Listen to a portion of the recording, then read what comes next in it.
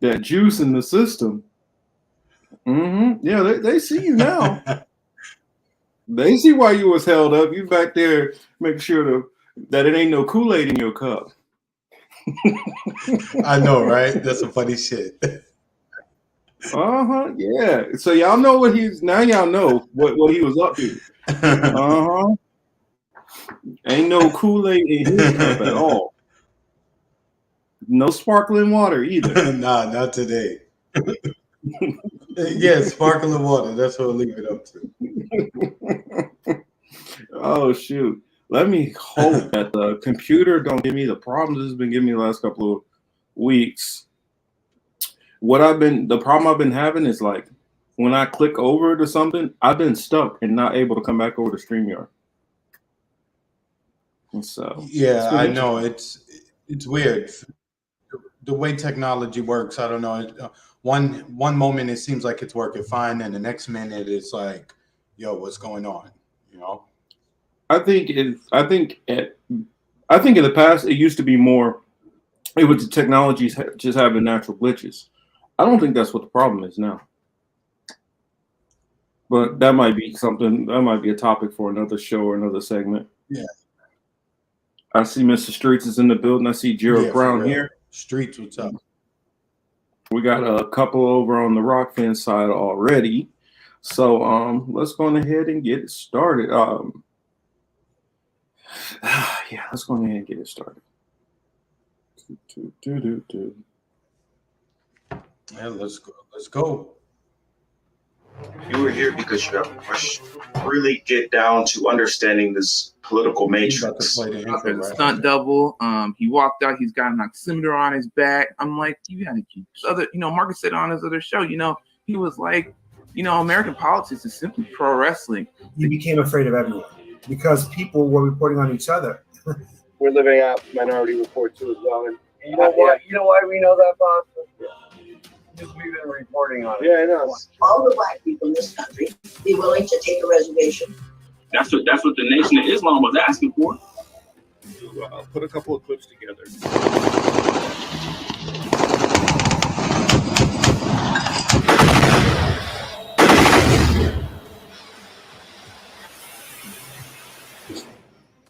It's crazy to see how much Martin Luther King really began to look like, damn, man, Malcolm was fucking right. I mean, what is the elite's end game? There's this assumption that as a black commentator or black journalist that you're not informed. Relationships, that's a skill we have to learn. It's even more kind of mind-blowing because we're supposed to be the multicultural space. Trying to drum up money to keep the war machine going so they can keep the donors happy. Yeah. Do the Chinese own part of that? This began a long time ago. Ukraine has had a neo-Nazi problem for decades. Proof of sanction, am I right? I don't know if domcopters will do it, but something's got to be able to save the world. From the private industry here. Like I say, people come on here and they can say stuff they don't normally say on their own shows, which is fine.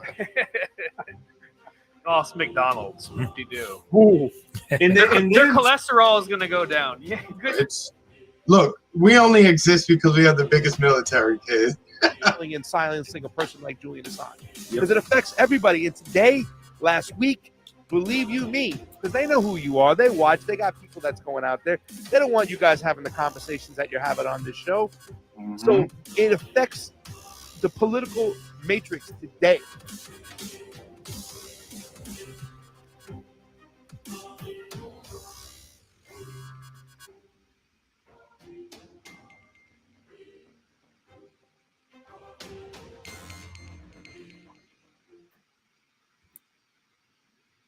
All right, so hopefully you guys can hear me. I don't know what's going on because my screen is frozen, just like I was worried about.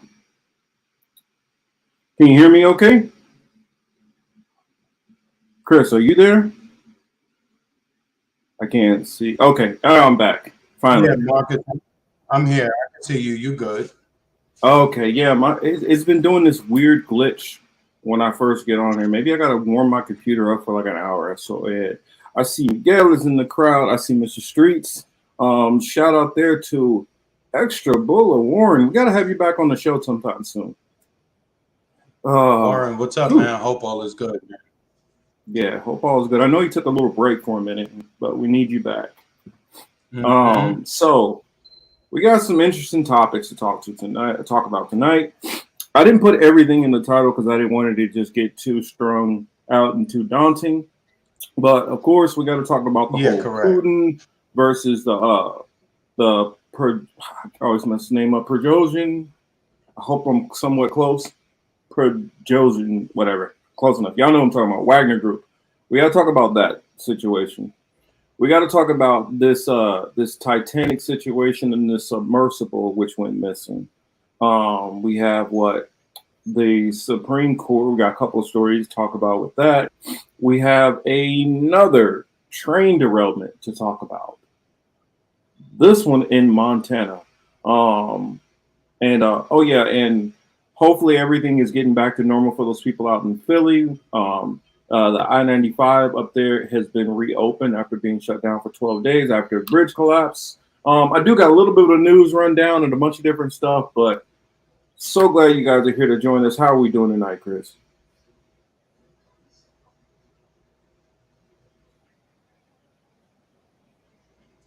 Man, everything is good, man. Everybody, what's going on? Good to see you guys. I had some time off recently. There's a couple of things that I need to take care of. Nothing bad, but we back at it.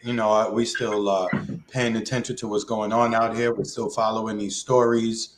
We're still trying to keep our finger on the pulse of all of these things that are going on in the world, not just here in the United States. I'll admit it gets, your hand is only so big. You can only hold but so much in your hand.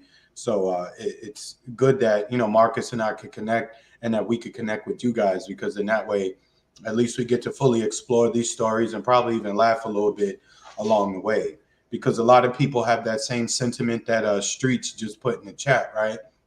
That it's all doom and gloom lately. What can we do? One, divorce yourself emotionally from this shit, because quite honestly, this may seem like it's like, oh, he's giving up, but we're not going to be able to change the direction that society is moving, right? But what you can do is enjoy your time with your people, your family, your friends. Find things that bring you joy and happiness. Yeah, you can fight for the power, you can fight for unity and all these other different political causes, but just know at the end of the day, some of these battles are they're lost causes. I'm not trying to deter anybody from engaging in those battles, but some of them, to me, the way I see it, what I'm looking at, look like it's a lost cause. So instead of banging my head every night and being like, God damn, this ain't never going to change, sometimes you just got to fill your glass, look at your people, tell them you love them, and enjoy life. You know what I'm saying? Yeah, I mean, I completely agree with that. I want to throw a shout out. I see Gregory over on the Rockfin side. So glad to have you in here tonight. Let me share his comment. He started off, never trust the rich fuck who builds subs. I mean, we'll get into that. I don't want to get too ahead of things, but we'll get into that. I got a couple of interesting news stories, but yeah, we definitely gonna talk about that. I have so many thoughts on it. There was so much information I wanted to look up on it before I got started, but it's just so much stuff to jam pack, get together. That I was like, we'll see what I can fit in as far as that story, but we'll give our first thoughts on it. He says, "Tell Streets I said abandon all hope and plug it into the metaverse." I mean, hey, it's going that way towards the metaverse and all that stuff. I mean, I don't know what you guys are all watching as far as the different shows and everything, but I've seen some weird stuff lately. I'll say that. I've seen some very weird stuff lately. Chris, remember what I shared with you about the woman who was breastfeeding the cat on the plane? I mean, it's getting weird out here, people. It's trying to say it was her support animal after she got busted. remember, because she was like, "It's not a cat, it's a lynx." That does not make it better. In fact, that probably makes it even worse that you are breastfeeding a lynx, a wild animal. I'm just like, whoa, we're living funny farm. We're definitely living in funny farm. Oh shoot. And I see shout out to Baba and Lucy out there, Blue Moon Red Wine. Make sure you guys are subscribe to her channel. Oh, okay. What's up, guys?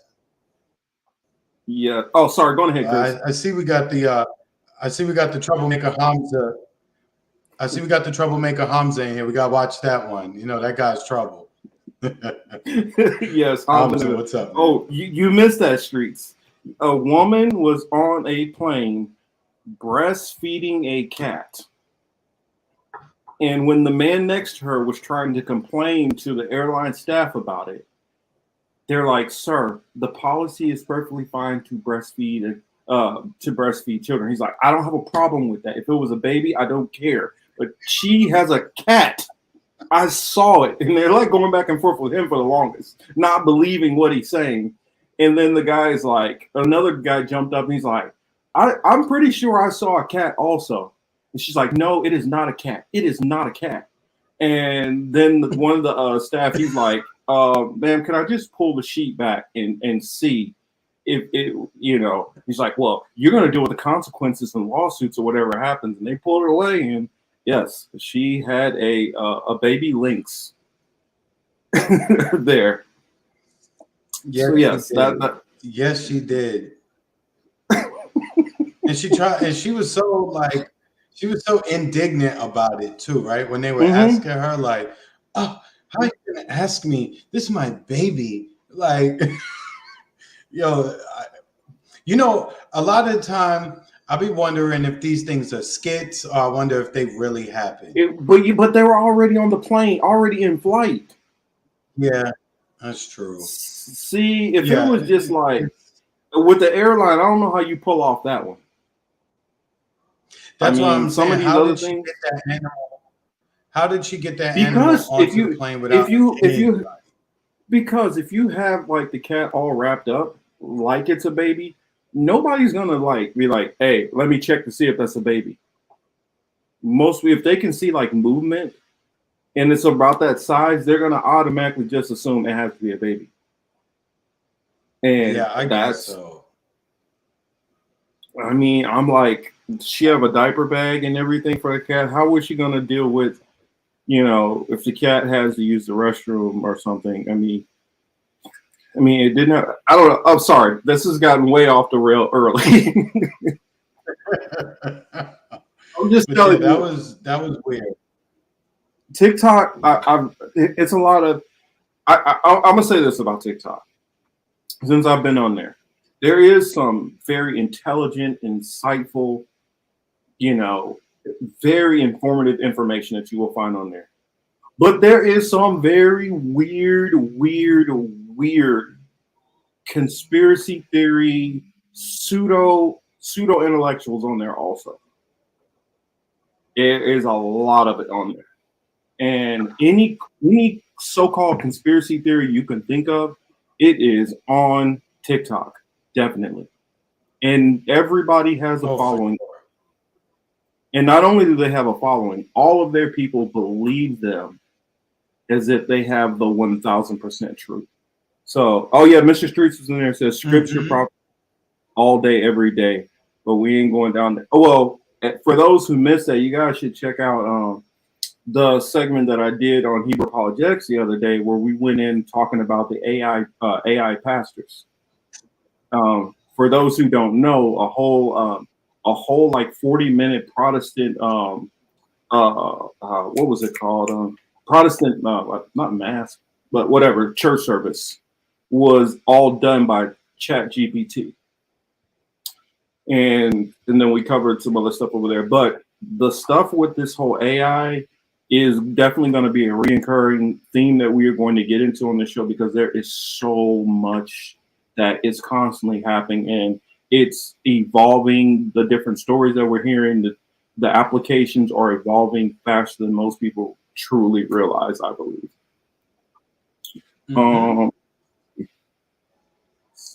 Chris asked, at the political matrix, look at this. These days it's too easy to catch things on camera. Imagine all the crazy mess that happened in 1996 that we don't know about because there were no cell. Yeah, I'm so glad there weren't cameras everywhere like that in '96. Oh man, thank God. My high school years on camera.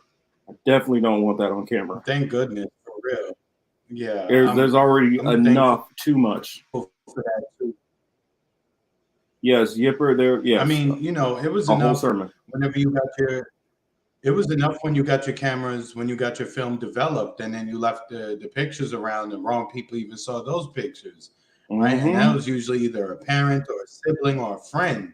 Now, it's, you know, you dig your nose in the car while driving, like you viral now. So you got to be very, very, very careful. And for Gregory, I saw the video. Just reminded me, I'll send it to you on Instagram. But yeah, I saw it. And then we see Denver is in the building also. Glad to see Denver, you what's up, over on the man? Rockland side. But let's go on ahead and get into a little bit. I had a couple of stories that I wanted to run through before we get deep into the topics tonight. This one I didn't really see coming, but I guess it is a thing. I'm not going to read it. I'm just going to give you guys the headlines. I've already read a good chunk of it, and I'll surmise it just a little bit. But this is, we see I don't know if I want to say it's a trade war, but I think that this is opening steps to some things between the United States and Mexico that might be going on. It reads, Mexico imposes 50% tariff on white corn imports amid trade dispute with U.S. and Canada. Mexico on Saturday began imposing 50% tariff on white corn imports, a move the president says looks to boost national production and prevent imports of genetically modified corn. The measure, published late Friday in the Mexican government's official gazette, will be enforced until the end of the year and occurs amid a trade dispute between Mexico and its North American trade partners, Canada and the United States, over genetically modified corn.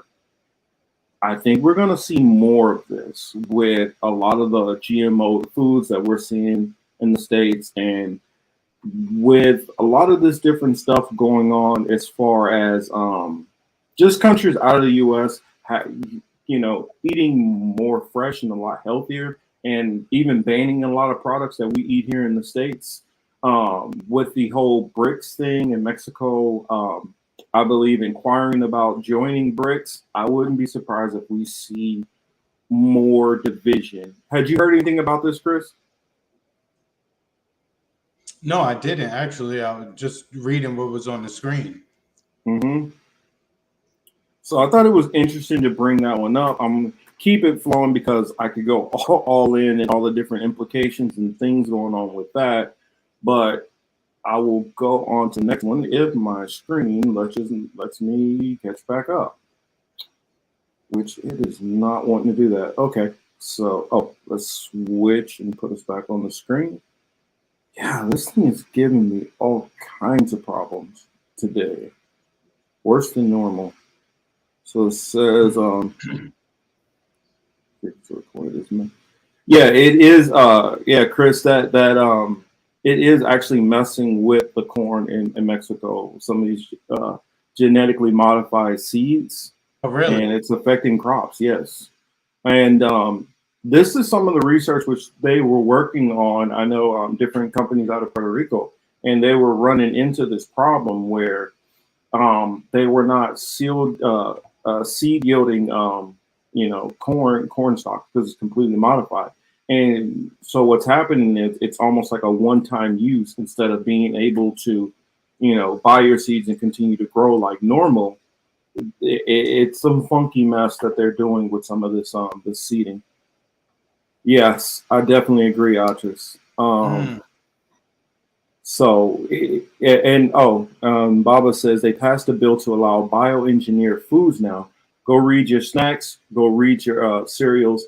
Go read your breads, go read your meats, go read your gum labels. Well, I do that anyway because I try to keep kosher. So I have to read everything. Even some of the stuff that'll be like, oh, beef sausages. Once you read the label, it'll say that the sleeve is made of pork. So, and even certain things like milkshakes that you might get from certain places.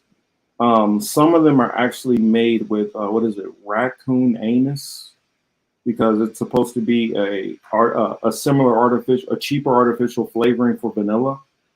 Just keeping some of those things in mind. Damn, dog. We got links and raccoon anus. This is shaping up to be a weird show. Oh yeah, I mean, I didn't know to go this way. I'm pretty sure. I don't know what if they did a chat GPT of me, what the speech would even be like. It would probably be pretty wild because I just go all over the place. I read a bunch of different stuff. Yes, I did. Which place is it? Is it Chick-fil-A? I can't remember. I think it might be Chick-fil-A, Miguel. So that's something to definitely check out. This story right here grossed me the hell out. So yes, I'm going to share it with you all. Chris, can you read that title for me?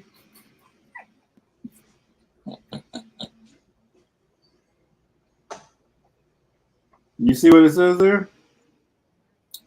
Freeze-dried feces called capsules to be taken by patients in clinical trial. For what? Here's what it's for. What's good? I know. I told you it's going to probably be a weird show. I don't know. Keeping up with the latest in health news can be a crapshoot. Luckily, we've got you covered. Here are the most headline-grabbing stories this week. Capsules may offer new hope for patients. A clinical trial funded by the United Kingdom's National Institute for Health and Care Research is testing whether pills made from freeze-dried poop of healthy people can help those with advanced liver disease. Individuals wait. with Wait. Hold on.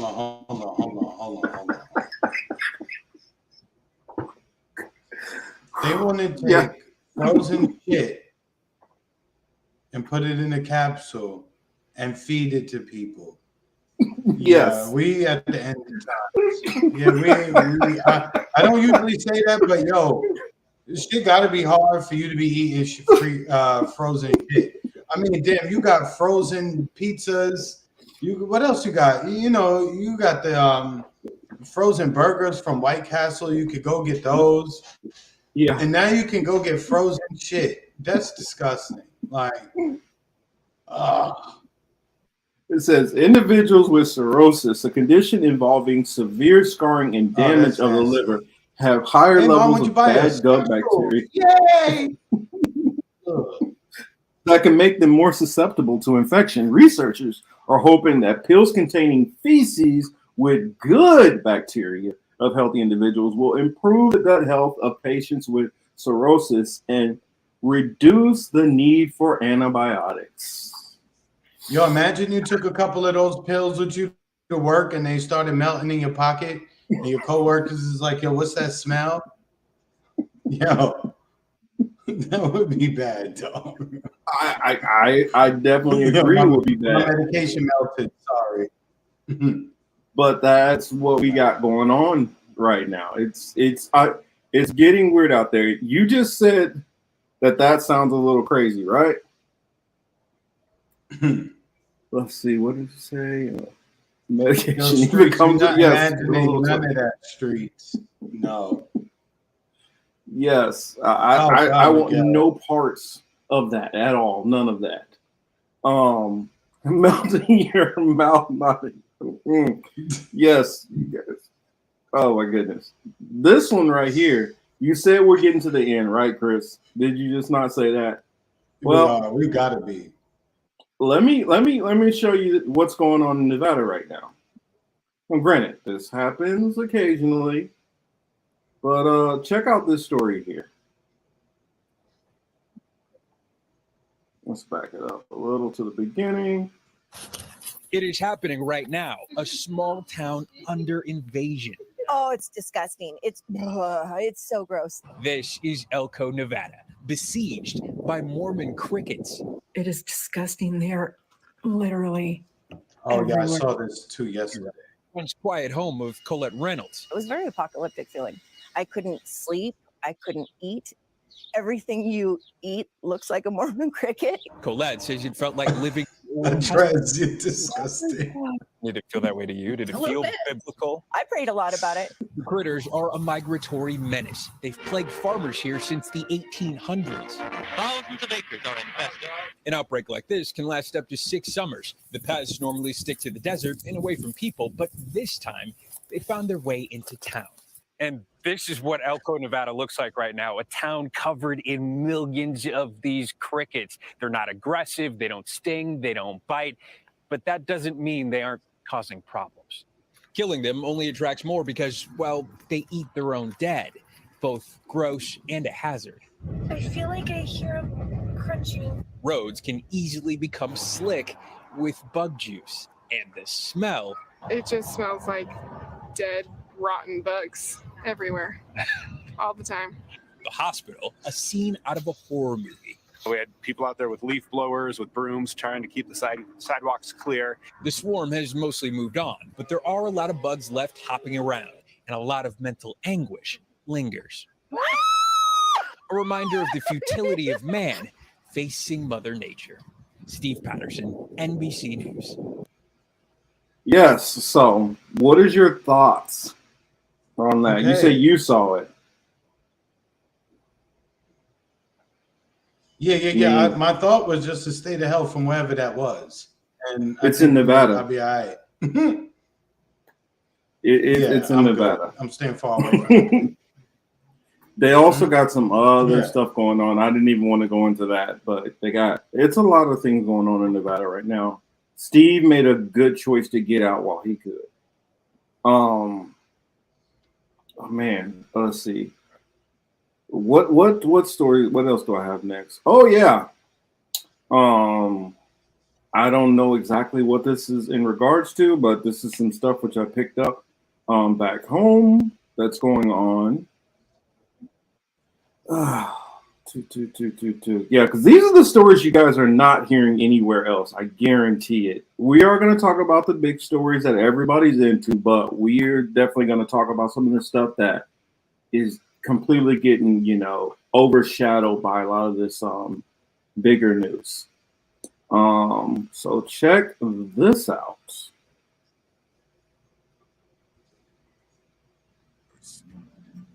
Good evening, and thanks for joining us for 27 News at 6. I'm Mackenzie Davis. And I'm David George. Our 27 News Capitol Bureau is following 2 big stories tonight, a delay and a controversial anti-abortion law. But first, just in tonight, an update on the suspicious letter sent to public officials across the state. The KBI now says the investigation has expanded beyond Kansas. 27 News Capitol Bureau reporter Rebecca Chung joins us live now from the State House with the latest on both. Rebecca.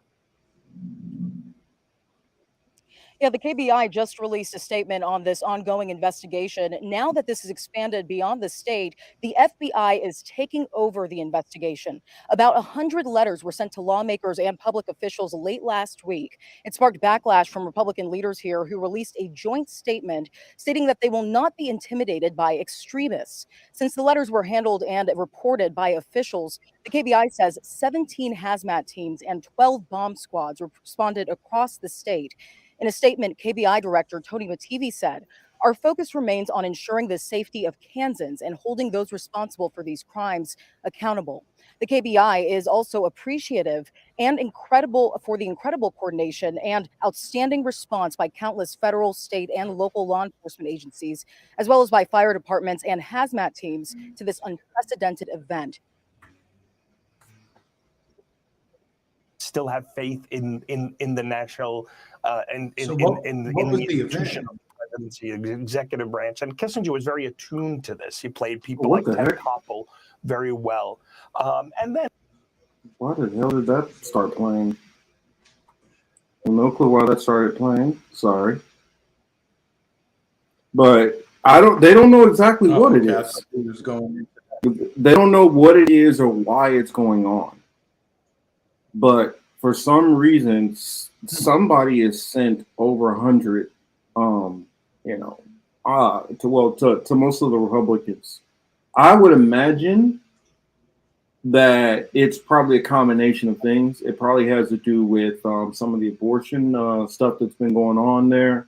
And, I wouldn't lean so much towards the abortion stuff, but I think it could be a possibility. But I would lean more towards a lot of the bills involving the trans community. That's where I would put my money on that. That's what this has to do with. I know there's been a lot of death threats. And people don't realize, like, the so-called left or Democrat, or I'll say just left of center, even Democrats in the Midwest, they do carry guns. And so it's not just the right who is big on Second Amendment. You have a lot of people in the Midwest are very, very pro Second Amendment also, whether that's left or right, which is a little different from the coast. So I mean, if you listen to the people on, if you listen to the people online, you know that could never be true, right? Like that, there could never be anyone who's not right wing and wants to own a gun. I swear, yeah. I'll hold off. Go ahead, Marcus. No, you're good. Go ahead. No, I mean, they're just a bunch of crybabies on that side. That's why I was saying I'll hold that for a different, when we go into another topic. But these people are, they something else, man. They're the most sensitive group of. Anyway, let's continue on. You finish your point. I'll get in my bag later. No, you're good. Mr. Streets is right here. Well, whoever doing it, they must not know this. He says it must know. They must not understand how big of an offense this is, because this has been forwarded from the Kansas Bureau of Investigation up to the full-on FBI now, because along with state representatives, they've sent this to national representatives also. So like Kevin McCarthy, I think Mitch McConnell got one, and then so they've been sending it to a lot more people. Yeah, it's the Midwest and Florida. Yeah, they like their guns. Thomas said, I've seen many Democrats who are armed in Oklahoma, Nebraska, and the Dakotas. Exactly. I mean, Kansas, when I go back home, it's an open carry state. Yeah. Speaking of guns, I've been telling everybody out here in Florida, they got to chill, like get their road rage out by June 30th, flick all your birds off by June 30th, because July 1st, the new law here in Florida goes into effect. You no longer need, the permit for concealed carry. So everybody going to have their gun with them on their lap or on their hip. It's going to be crazy. And my biggest fear is the road rage that people experience. We've got a whole lot of people who just relocated to the state within the last 2 years. Traffic on all roads is crazy. It's hurricane season, so it brings the rains almost every day. So that brings a lot of slow driving, a lot of traffic. People are not in the best mental state. So I'm telling all our people here in Florida, just be easy. There's going to be a lot of sensitive people in their vehicles with their guns on their laps. And all it's going to take is maybe you blowing the horn a little too long for them to pop out holding their hammer in their hand. I've already seen it. Matter of fact, it was just a few streets away from me. Some guy was kept threatening the homeless dude who was begging for money. He hops out his car middle of the road, pointing the gun at the homeless guy like, I told you leave them people alone. I told you leave them people alone. And, he just felt real comfortable getting out his car from the right lane, pointing it at the homeless man in the left-hand turning lane. So people, just be careful out there. You know what I mean? You just never know. Just be careful. And it's best, if you can, avoid the smoke. You don't really need it. Go home to your families. You know what I'm saying? Avoid it. That's my one little PSA that I'm gonna put out to people. Just be careful. And I say I got one more story. Technically, I could do two. I can just sum this one up. You won't be surprised. You know I complain about California all the time, right? A new study came out that 40% of Californians want to leave. Want to leave? Oh yeah, Wow. 40%. Okay. I don't know. I mean, if you want me to show that one, I can show it real quick. It's only like 2 minutes long. I grabbed quick videos so that we can get. So I figure that we'll have all the main topics. I mean, all the quick news stuff wrapped up in roughly about the first 30 minutes, and then we'll get into the stuff most people really want to tune in for. Yeah, sure. You know what? Why not? Let's play a little bit of it. But when you see some of the videos here, you're going to be like, oh, I see why. Oh, shoot. Where'd Chris go? Let's see. Let's put this on the screen. And so I know lately Gavin Newsom has been flexing on Ron DeSantis and talking about, oh, well, look how our debt is all good. And you guys are, they're basically having their tit for tat, match. And it's like both states, y'all both have problems. California, yeah, you might be this much ahead of budget, but it's still super freaking expensive to live. Traffic is horrible. The homelessness epidemic is getting worse. So California, you don't have much to say. Florida, on the other hand, you got, oh my, I don't even know where to start with the issues. You guys and the culture shit need to cool the fuck out. But here, I'll put it on the screen. Florida, how it was 10 years ago, besides the fact that wages aren't that great in the state. And I do know inflation has been going up. Rents and everything are going sky high over there, and it's not following with pay. So if they keep going at the same route that they're going, they're just going to be a right-wing version of the same problems that are going on in California. The poll says 4 in 10 California residents are thinking about moving to another state. Well, they are worried about paying bills, and they're worried about crime, and they're worried about the future. KCAL's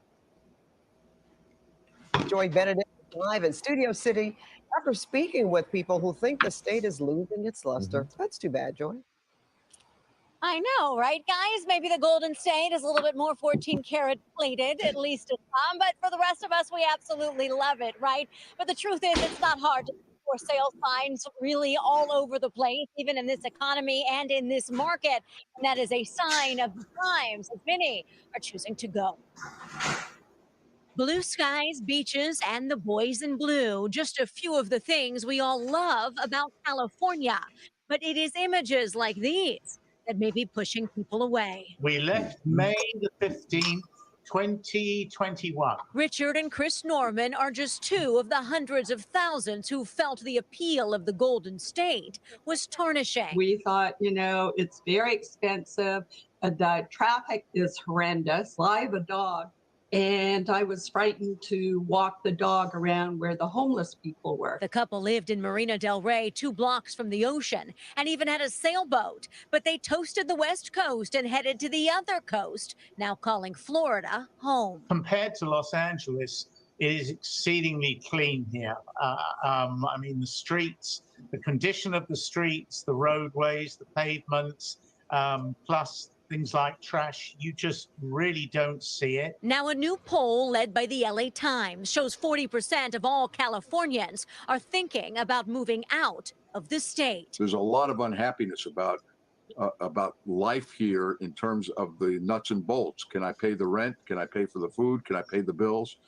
I think there's a huge economic stress on people. Zev Yaroslavsky is the director of the Luskin School of Public Affairs at UCLA, which does a similar survey every year in LA County. Economically speaking, cost of living speaking, there is tremendous stress on LA County residents. So does it surprise you then that this survey would show that 40% of the people are considering leaving? I'm surprised in one respect. That's a lot of people. Most of them will not leave California. It's easy to say you want to leave. It's a lot more difficult to leave. The poll shows that 55% of people surveyed say housing and healthcare are too expensive. 50% say they don't feel safe. And 40% say there aren't enough opportunities to get ahead. Do we miss Los Angeles? We miss some of our friends. But other than that, there's really nothing that we miss. As for the Normans, their children and grandchildren were also a factor, as they all are east. And since they could sell their LA home and rebuild a new one in West Palm Beach for half the price, leaving the 405 was the right thing to do, at least for them. We were able to pay off our mortgage. We don't have a mortgage now. Yo, let me stop. Did y'all see the 405? As great as those things are, at least for them. We were able to. Let me stop that. Y'all see this? This is shit that I be dealing with. You see this? Jammed all the way over here. Damn. You see the roads all over here. You see the roads over here? All here. Look at this. Everywhere you look, traffic is jammed up. That's every day is like this. Every day. And you know how most people have rush hour, like, oh, at like 7 o'clock in the morning to about 8. Nah.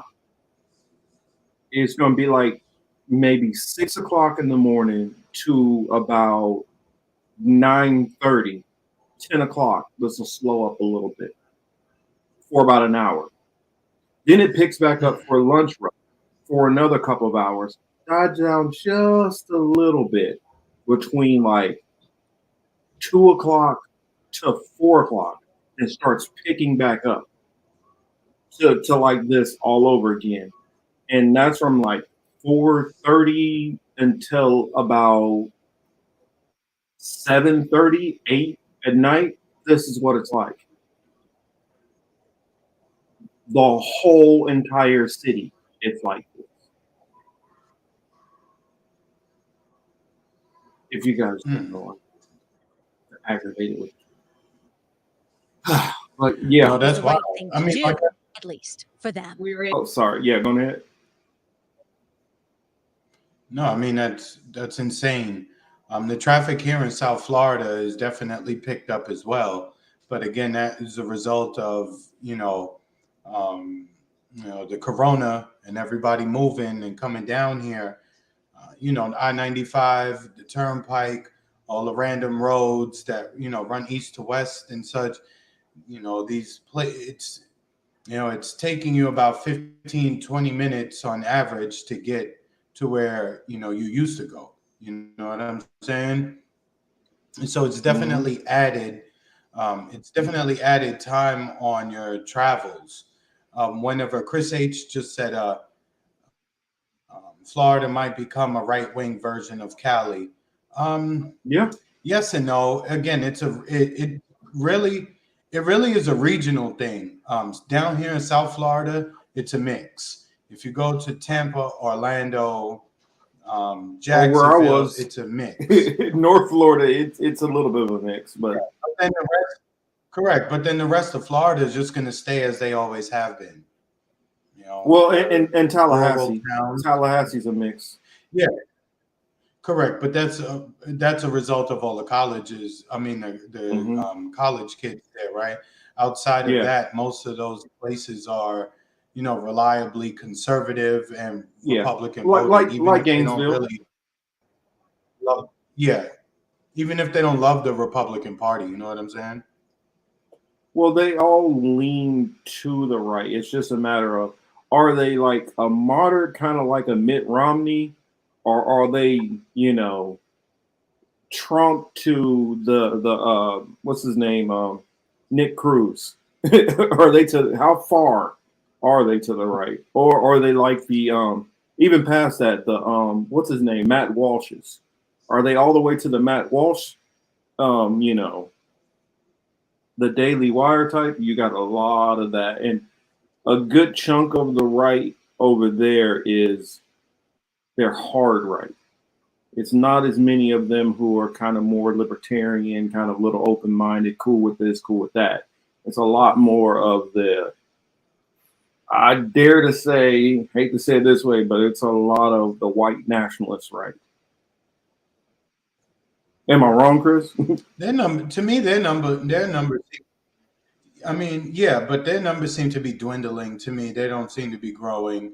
Again, you just look at the birth rate and death rates of that community. You know, who's ever there and decides to join their ranks, they kind of turn themselves off from a lot of potential women as well. So in terms of them being able to procreate, it's going to be, you know, their chances of procreation are dropping almost daily. So that's why whenever these people tell me stories about, quote, white supremacy or white supremacists, I just look at the numbers. I'm looking at the numbers realistically. And, you know, is it troubling that some white folks don't like us and would like to do shit to us? Yeah, but we've kind of had to deal with that for quite some time. So it is what it is. Yeah. But I don't think the numbers are growing to any extent that we really need to be concerned about. Yeah, I mean, I like some of those people. Like I watch some of these TikTok videos, and people are like, I don't advise going to this country because you run into racism. All my life, no matter where I went, I've run into it. There's always a degree of it. Am I gonna let that completely ruin my experience? Am I gonna focus on the one asshole that I ran into? That's up to you. If you want to let that one or two people that you run into completely destroy your whole day and your whole trip, that's on you. Now, of course, if it's something really egregious, that's a different story. But most of the time, in this country, you better have some tough skin and just learn how to deal with some shit. What was I gonna say? Oh, let me skip back. Oh, no, that's not what I wanted. Oh, the other story I had. Dang it, move out of the way. Let's see. Let's skip back over. Oh yeah, somebody was saying the boys in blue. When they're talking about the boys in blue, they're talking about the Dodgers. But yes, the the LAPD is problematic also, and it's not. And I want to put this out there for some who might think, oh well, he's making it a black versus white thing. Honestly, a lot of the cops are Latinos, especially in the area where I'm at. I live in an area where a part of LA where like 90, 97, 98% Latino or Hispanic, however you prefer to call yourself. So all the cops are the same too. And taking the racial element out of it. Sure, it's not Latinx. Yeah, I don't use that. I don't say none of that nonsense. But taking the racial element out of it, you still have this mentality from the police that's the same. Just like, oh, wait a minute, it just happened out here. A woman, the woman that 3 police officers now, they just got charged with they just got murder charges for this woman that she was trying to take her fire alarm out or something like that. The police were called to the house for, I guess, mental health check. She runs back into the house and she has like a hammer and she's swinging a hammer around it. All 3 of them just open fire on her. And so right now they just upgraded them to murder. And these are 3 Hispanic men and a Hispanic woman who was the person that they killed. So here it's just a cop versus everybody problem to a degree. I mean, they get that badge and start thinking different. Everybody is the enemy. Everybody's a threat. All of them turn into. What's that? Which one, Yipper?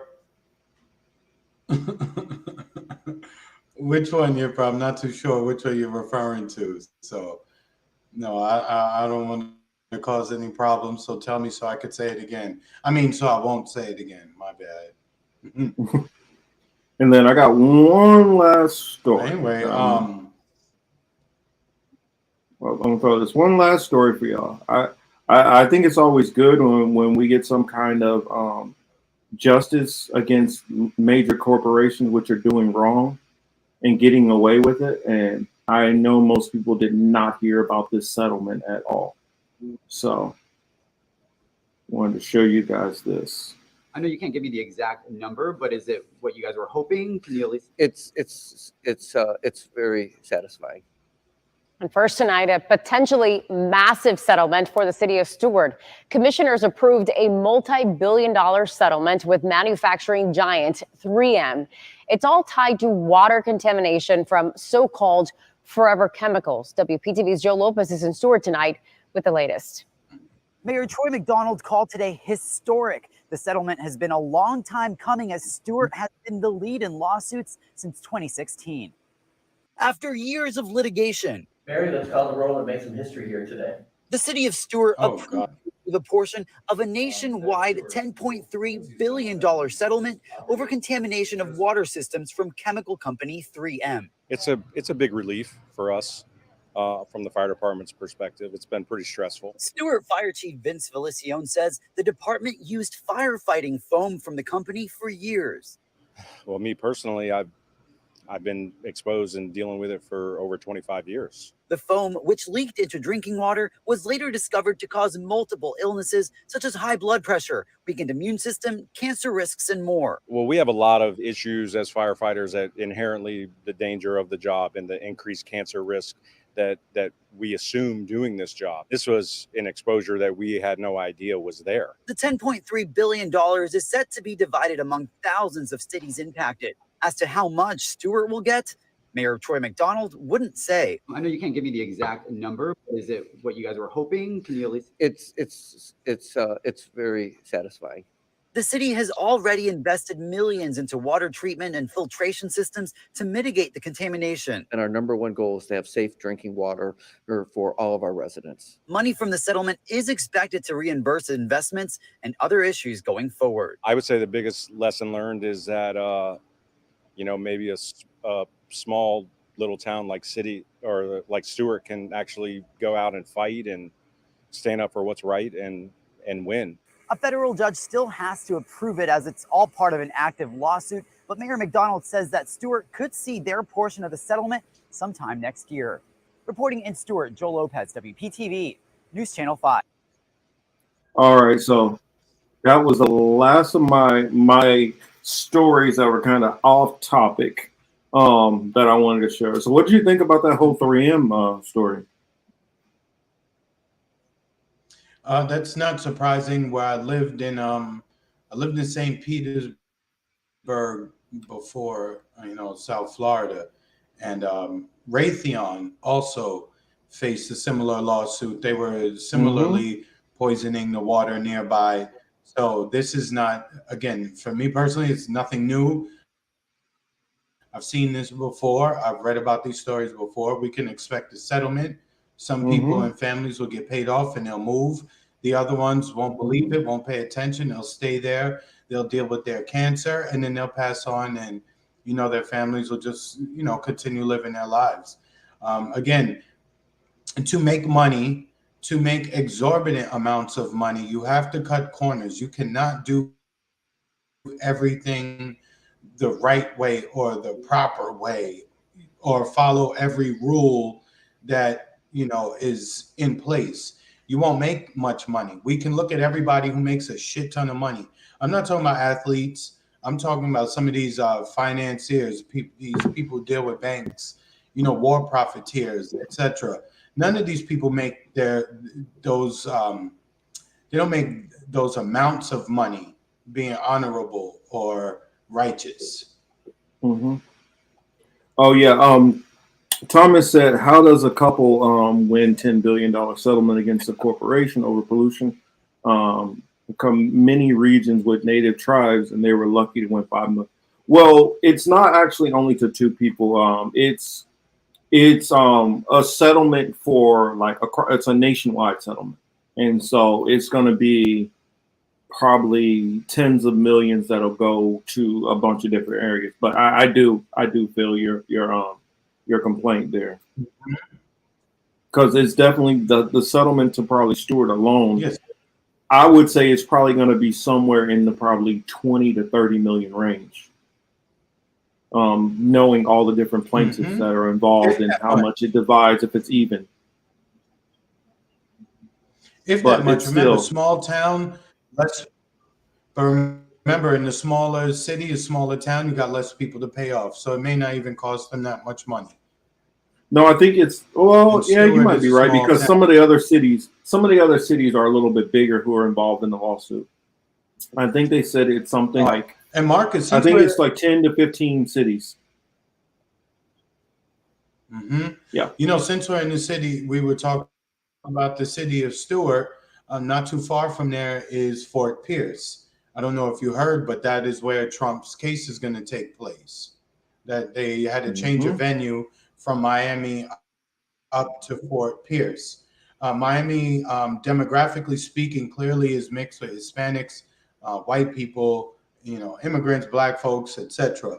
Fort Pierce is like 40 some odd percent white and like 40 some odd percent black. I think that's interesting that they chose to move it there. Outside of St. Lucie County, where Fort Pierce is located, a lot of the cities outside of that and the counties next to it, they are heavily in favor of Trump. So if these people make it onto the jury pool, it's safe to say that, you know, Trump will be found not guilty. Well, I mean, if we're going to go into that, I'm pretty sure I think Trump is going to be found not guilty anyway. Or if he is found guilty, he's going to be found not guilty. And the reason why I say he's going to be found not guilty, or maybe it'll be a fine, because I don't see no way that you're seeing a president get jail time. And the reason why, because this sets a precedent. This sets a precedent. The moment you start doing this, they know that these repercussions can be turned back towards them. Now, granted, there's a lot of people who are not thinking about the consequences of their actions, and they have such a Trump derangement that they want to go after Trump at all costs. But I guarantee you, there's cooler heads who don't like Trump, who side with, you know, the Democrats, who understand the repercussions of setting the precedent of taking down a former president. Because now the ground is going to be laid, and the unwritten rule is going to be broken. And that unwritten rule, I mean, for instance, Nixon probably should have gotten charges, criminal charges, which he didn't, which he probably would have beat those anyway. But what's his name? Trying to remember who his vice president was. He definitely should have gotten actual prison. Spiro Agnew. Spiro Agnew was Nixon's vice president. They were literally trading bags of cash. Didn't he go to jail? No. Didn't he go to jail? No, Spiro Agnew, they came up with they told him basically, if you step down from office, we will not pursue you on criminal charges. And if you decide not to run at all for in this primary that's going to come up to replace Nixon, because he kind of had, honestly, if you do your research on Spiro Agnew sounds a lot like Trump. I mean, a lot like Trump. Like, it almost seems like he's like somebody who writes. Actually, it's not like somebody who writes it, because a lot of the stuff Trump says, I believe it comes off the dome. I really do believe that that's his personality. But they're eerily similar to their behavior, their mannerisms, their go against the establishment. And I don't know. Y'all just go back and look up some Spiro Agnew speeches and tell me if you guys agree or disagree. I'll leave it at that.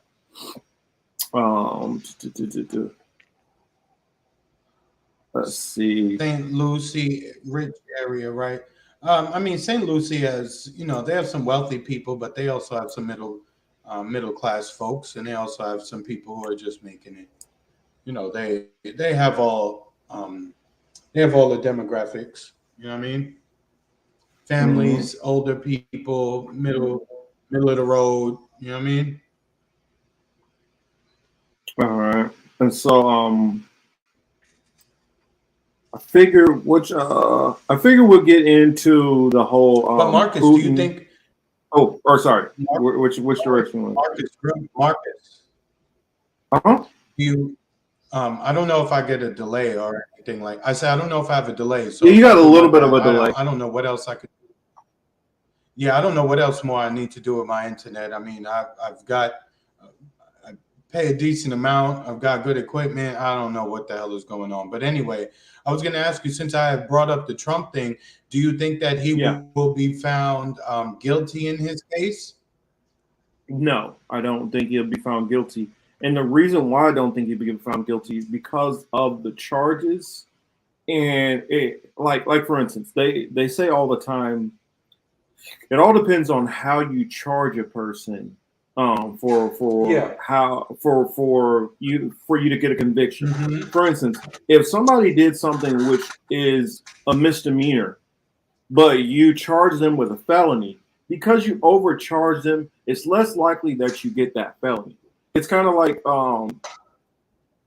if somebody hit somebody with a car and they killed them, that would be involuntary manslaughter, right? If you charge them with second-degree murder, now you're making it as if they had that they planned and intended to kill this person. Then you're more than likely going to lose that case because you didn't charge them correctly. And I feel like in this case, they didn't charge Trump correctly. Therefore, they're going to lose because of the charges are not correct. And also, and also the precedent that it sets. Even if you the minimum sentencing guidelines for if they found him guilty, or if they, let's say if they found him guilty on, well, let's not even go into all charges. Let's say out of the 38, 39 charges, they found him guilty on the 3 lightest charges. You're still looking at a scenario where Trump would have to spend at least 6 months in prison. And since it'd be federal, that's 80% of the time. That means that he would definitely have to be in prison. Yeah. I cannot fathom a scenario where they're actually going to put him in prison for 4 months. And if they do, yeah, me neither. They were just rather. If they do, you best believe somebody is going to be filing charges against Joe Biden right after that, criminal charges. Impeachment's one thing, but criminal charges is a whole different ballgame. And it's and not only criminal charges, criminal federal charges. When it's state, that's different. State, you can charge off whether it's state charges or whether we're talking about liability, court. It makes a difference which circuits we're talking about. Well, now we're talking about federal. Federal is not a lot of wiggle room. So I just don't see how that's tenable for them to do that. And you're setting up a dangerous precedent to start locking up any kind of political allies. And I'm not speaking as somebody who supports either party, but you're setting up an avenue where when one party gets in power, they're going to start pushing to get other people locked up. Be careful what you wish for. Well, I mean, they're already trying it. And speaking of locked up, Hunter Biden, he's been arrested a couple of times. He had charges. I believe that well, while we're into it, going into Hunter Biden and the charges. Sorry. Yeah, I think Hunter Biden's case was just resolved this week. I think he was facing tax. I don't know if it was tax evasion, but he didn't pay his taxes for a couple of years. I believe it was 2017 and 2018. Hunter Biden didn't pay his taxes. 2019 along too. The way, in 2019. Along the way, he also caught a gun charge. All right, and now this was a federal case, right? This wasn't a state, prosecutor or local police. This was the feds. Hunter Biden was able to pay his taxes, get his gun charge dismissed, and go about his damn business. If you talk to anybody else who had federal gun charges, you're probably talking to them through JPay, emails, letters, and shit like that. There has not, I don't know anybody who had federal charges, especially involving a gun, who had their gun charge dismissed. Unless you're snitching. Unless you are snitching. But in this case, Hunter Biden didn't have nobody to snitch on. He didn't have to snitch. The court understood the assignment. This is the president's son. You know, we'll make him pay his taxes like everybody else, but then we'll leave it alone. Oh, thank you, Marcus, for pulling that up. But again, we have another system. We have another instance in which we see the system does not work the same for all of us. So it is in our best interest to not put ourselves in situations in which we have to deal with the system. We can see it's already unfair. We can see it's corrupt and all of these other issues. But what we can do is try to make decisions on a daily basis that will help us avoid becoming further entrenched in this system, especially the criminal justice system. Yeah. I mean, I completely agree. Anytime you start getting Fed charges and stuff like that, it's sticky. And then you factor in, was it Merrick Garland, who was just sitting down with his father having dinner, you know. Now people can say, oh, well, it was, you know, it was a function and he just happened to be there and he just happened to be there. When you have a guy who appointed you to your position and you have these types of things go on, to me, I don't buy it. And then knowing how Joe Biden basically got Hunter Biden out of trouble when he was in Ukraine. Because remember, the Ukrainians were investigating him also and were ready to press charges on Hunter Biden then. And he got the prosecutor fired. You're telling me if this guy doesn't, everybody knows that Joe Biden plays dirty and will play hardball for his kids.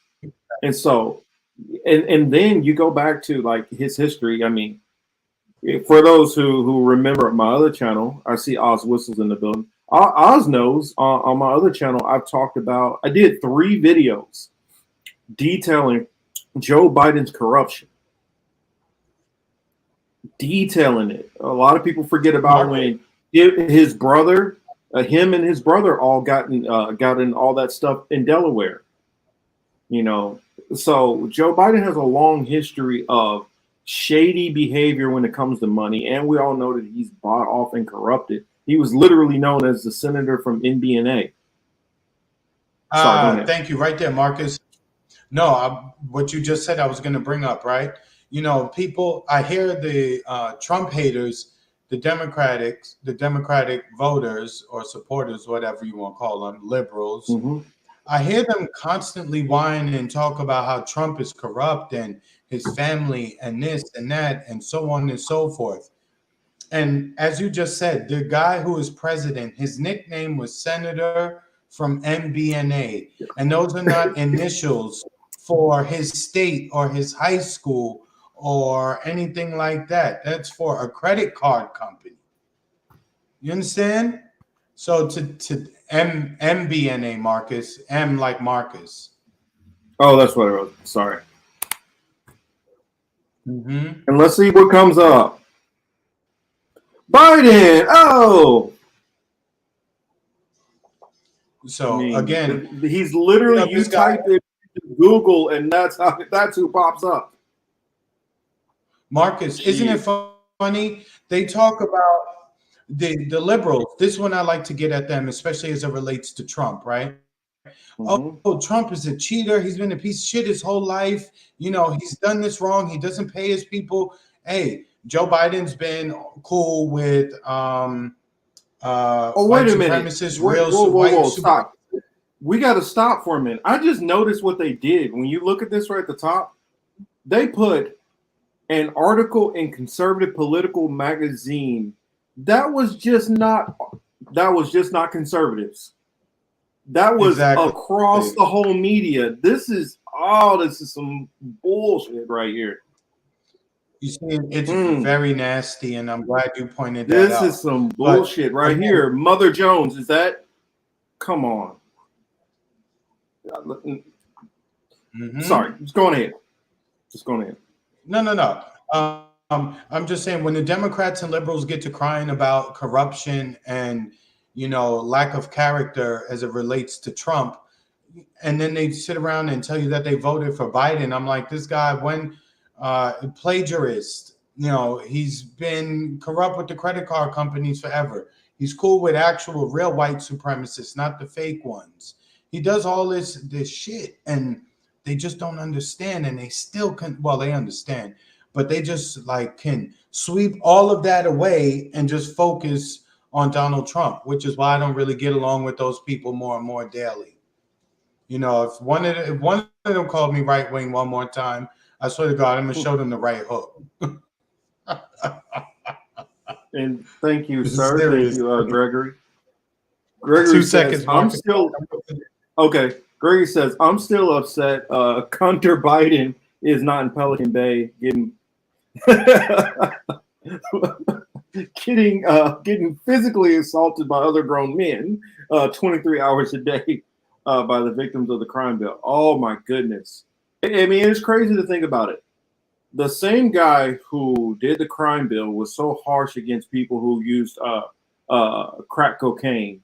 His son is literally, on camera with crack cocaine, and all that stuff gets to get wiped away. And then he does drug programs and rehabs and all this stuff like that. And this big elephant in the room about his son's drug addiction problem just gets to get ignored, and nobody wants to talk about it. And if you do talk about it, you automatically get called a right winger. Now, granted, some people who might be right wingers are talking about it. That's no problem. But you're misnomering me. I'm not a right winger. I'm just going to be somebody who's going to keep it a buck. I'm going to be honest on what I'm seeing. I'm not going to cover for a Republican or a Democrat or a conservative or a socialist or whatever nomenclature that you want to have. If you are doing stuff which is not correct, I'm going to call you out. I have no loyalty to anybody's party or team, for that matter. He definitely deserves to be in Gen Pop. I agree, Denver. I definitely agree. But let's go on ahead, and I can drop this screen down. Yes, Chris. I'm going to say that I guess we need to check the stats to see how many federal gun charges have been dismissed. Mm-hmm. That aren't part of a plea deal or some shit, right? I would love to know those numbers. I probably should have looked it up, beforehand, but I would love to know how many of them, I would love to know how many of them have been dismissed. Oh, Streets, I see you, right wing, right. That's what I think. That's what we should start calling him. We should start calling him Hunter Biggums. Or Tyrone Biden. Yeah. Remember, he was like, "Hey kids, it's drugs all around you. You see those markers? All you gotta do is take the lid off and sniff."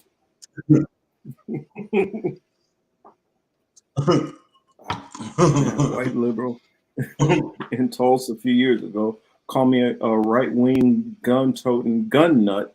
I told her, well, I'm not a right-winger. I'm probably more leftist than you are, but I am a gun nut. Yeah, I mean, I try to break down some of these walls, or this is a left issue, this is a right issue, especially when you deal with politics outside the U.S. Guns are not a one party or the other party. Religion is not a one party or the other party. I mean, a lot of these issues don't, because left or right is actually defined by your economic policies. It's not the cultural crap. Cultural stuff is typically not one party or the other outside of the U.S. The U.S. is a mess. All right, so we talked about Hunter a little bit, and since we did bring up what's his name, Merrick Garland, I feel it's worthy of bringing up the Supreme Court. Let's see, do I have yeah, I that know, story? right? Let's bring it up real quick. Oh, I think I had a. I don't know if I don't know if you want me to go into it, got it. or you want me to go into it. You got it?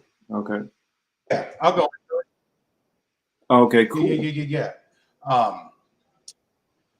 You know, this week there was a ruling on the Supreme. There was a ruling in the Supreme Court this week, and this should give you the ruling by the Supreme Court on the immigration issue. Really should crystallize it for you.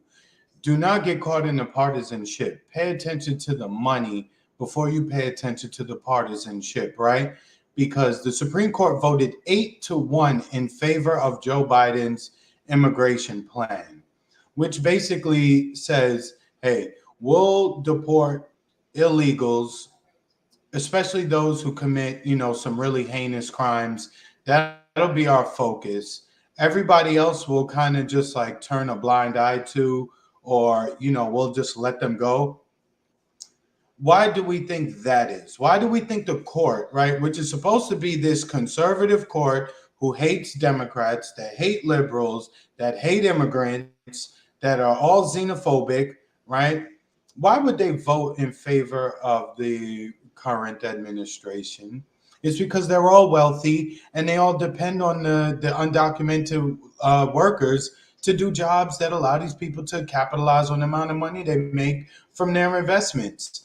Everybody knows if you run a business, a huge expense in that business is the labor costs. So if you can find a way to pay somebody $15 an hour as opposed to $45 an hour, you're going to create loophole after loophole after loophole as the congressperson to help, you know, your rich uncle continue to make money so he could donate to your campaign.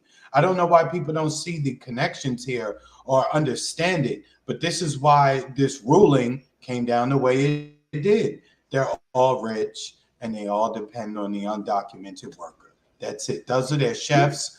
Those are their maids. Those are the cleaning people. Those are, you know, the landscaping crews, all of it. So that's really what this boils down to. This is all about cheap workers and nothing more. And they all agreed on it because it was 8-1. We'll never see the Supreme Court vote 8-1 on these matters. Yeah, I mean, I have such a, because my viewpoints are so, I'm all over the place on this issue. I'll just tell you guys that. I'm trying to find this one video that I did because I wanted to show the contrast to Biden years ago. Now, if you search all over YouTube, you're going to have a hard time finding this video. You know which one I'm talking about, Chris? Let's see if I can find it. But my take on this, him in a closed door meeting talking about his views on immigration. All right, yeah, a lot of people didn't see this. I made this video during the campaign. Like, how long ago did I do this video? What, like 3 years ago, maybe? I think I did this video like 3 years ago. Yeah. Here it is. I'll skim through and I'll talk about.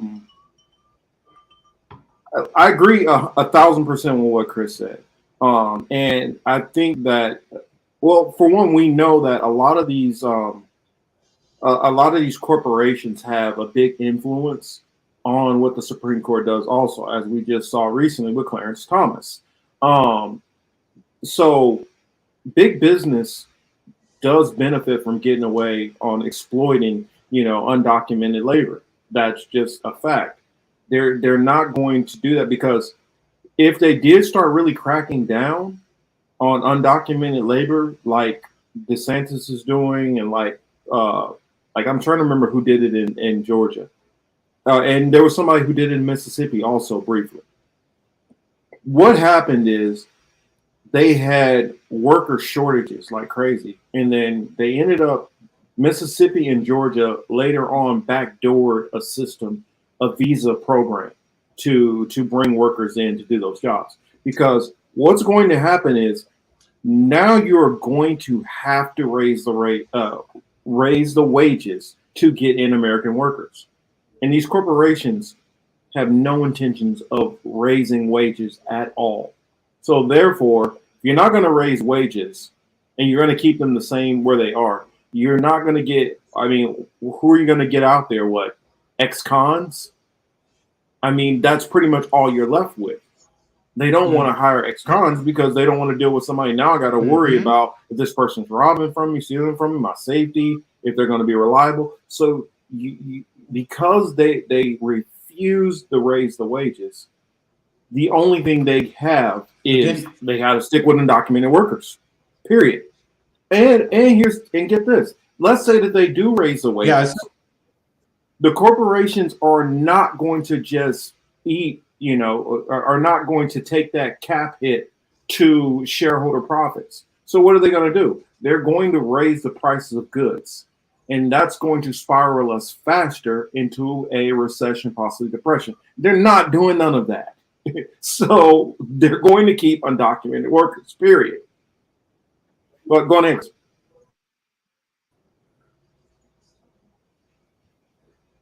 No, they did the same. They pulled the same junkie stunt in Alabama several years ago.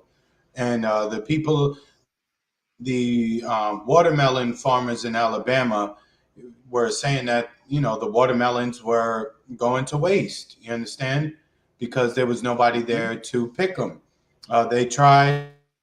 The farmers tried they negotiated with the cities and, the municipalities nearby, and they were able to bring in some of the prisoners.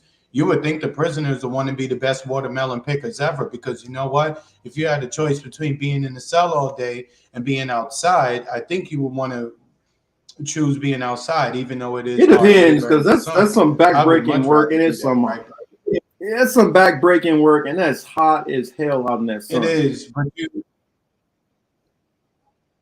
it's outside. You're not in a cell. For me, I'll be like, nah, put me in the cell, bro. I'd rather deal with that. Nope, put me in the cell. See, I'm not staying out in that hot ass sun. Yeah, I'm gonna be outside. I'm gonna be sneaking some watermelon and trying to find some farmer daughter to creep off with. I mean, just picking watermelons. You know what I'm saying? But no, honestly, they tried that, but then they also had to reverse the laws in Alabama to Denver, it wasn't Kemp. It was allow Kemp. The illegals to. Warren is stupid. He said, "Put me in a cell, but bring me some watermelon." Look at that. That's some racist shit, Warren.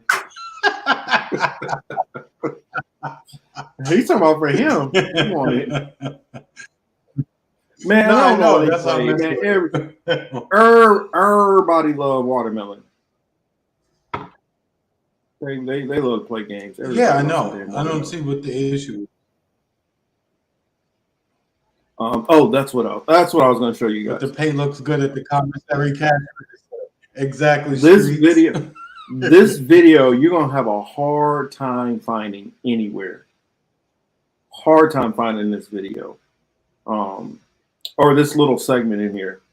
I know for those who see the first person, Caleb Maupin's going to pop up. Don't get triggered.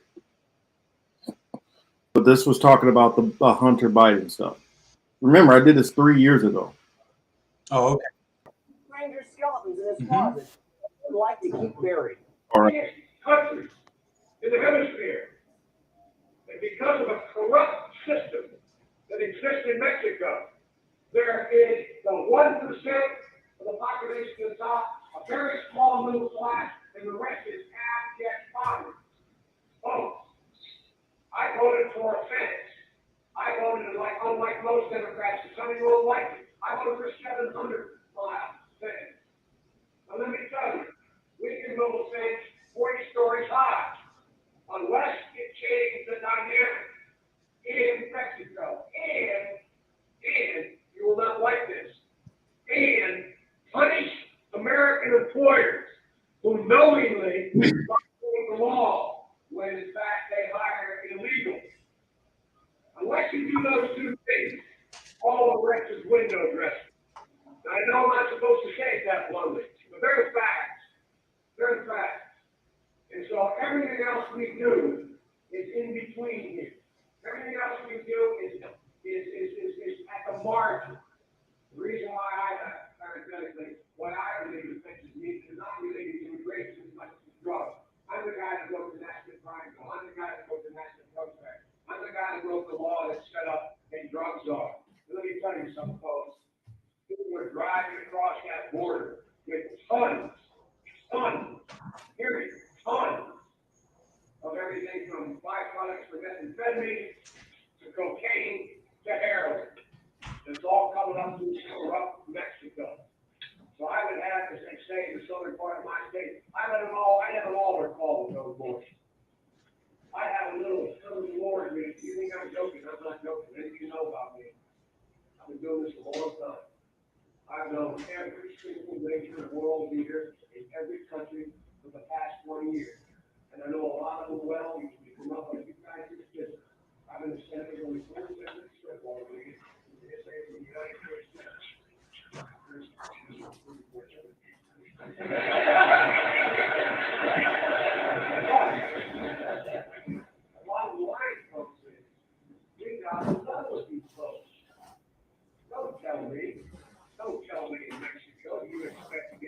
Marcus, they're asking for the link. They said it's hard to hear, so if you can post it in the chat, if you can. Not on my watch. Not on my watch. Yes.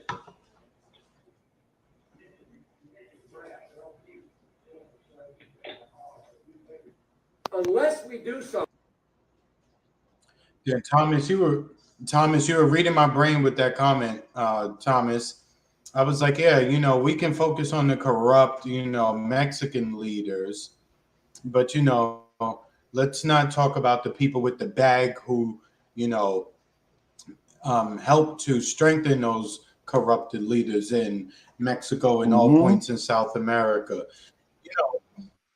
These ignorant Americans are so full of shit, and I'm sorry, but they really are. Their knowledge of these events and how their actual system works is ridiculous. If they truly understood it and stopped just simply calling everyone a conspiracy theorist or stop only trusting people on TV, then maybe I would be a little less cynical about the way things are.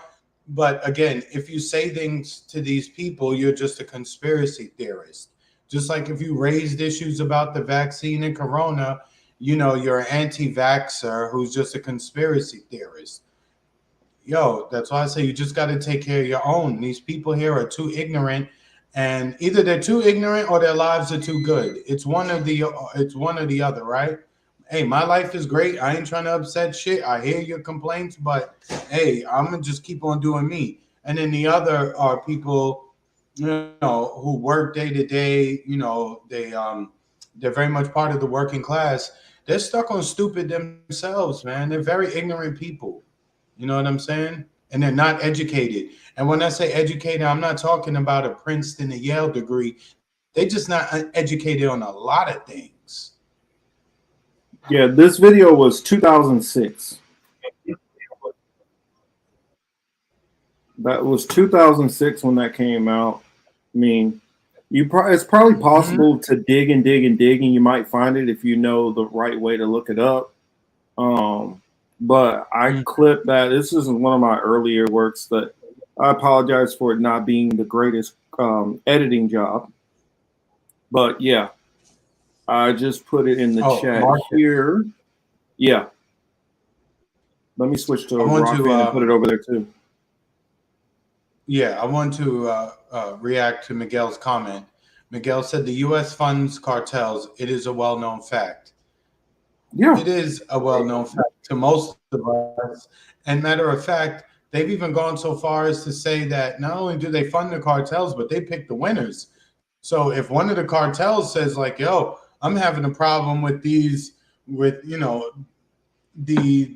taco and burrito crew, the United States government gonna find a way to get rid of the taco and burrito crew. You understand?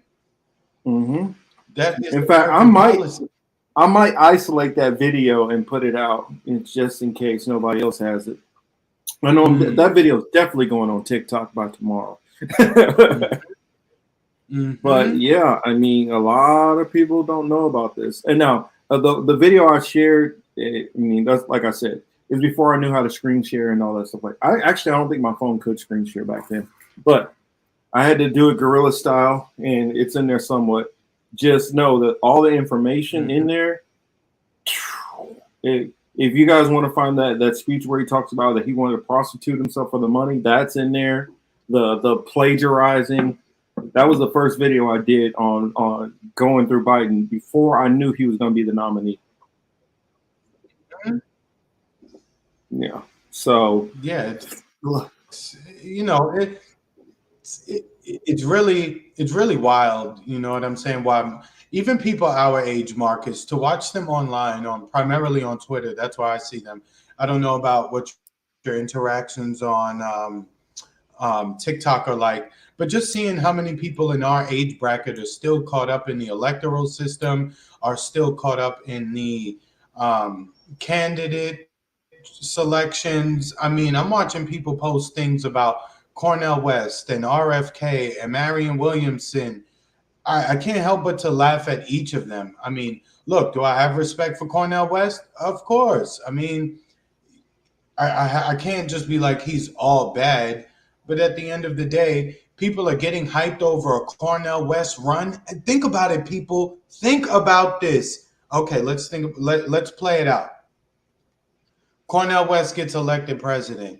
You did no work in any of the other states to make sure that like-minded senators and representatives from the House of Reps are there too, so that he could actually work with people who are like-minded to get legislation passed that would benefit most of us. You understand what I'm saying? So people are getting themselves hyped up. I see some of these channels wanting to line up to interview RFK and sit down with Cornel West. And son, I'm sorry, it's just a waste of fucking time. Because if any of these people win it, you still got a Kristen Sinema, you still got Mitch McConnell, you still got Nancy Pelosi, you still got Chuck Schumer, you still have all these people in government. Y'all ain't do nothing but just change the face of the person at the top. And really, they're powerless. We saw it with Trump. We saw it with Obama.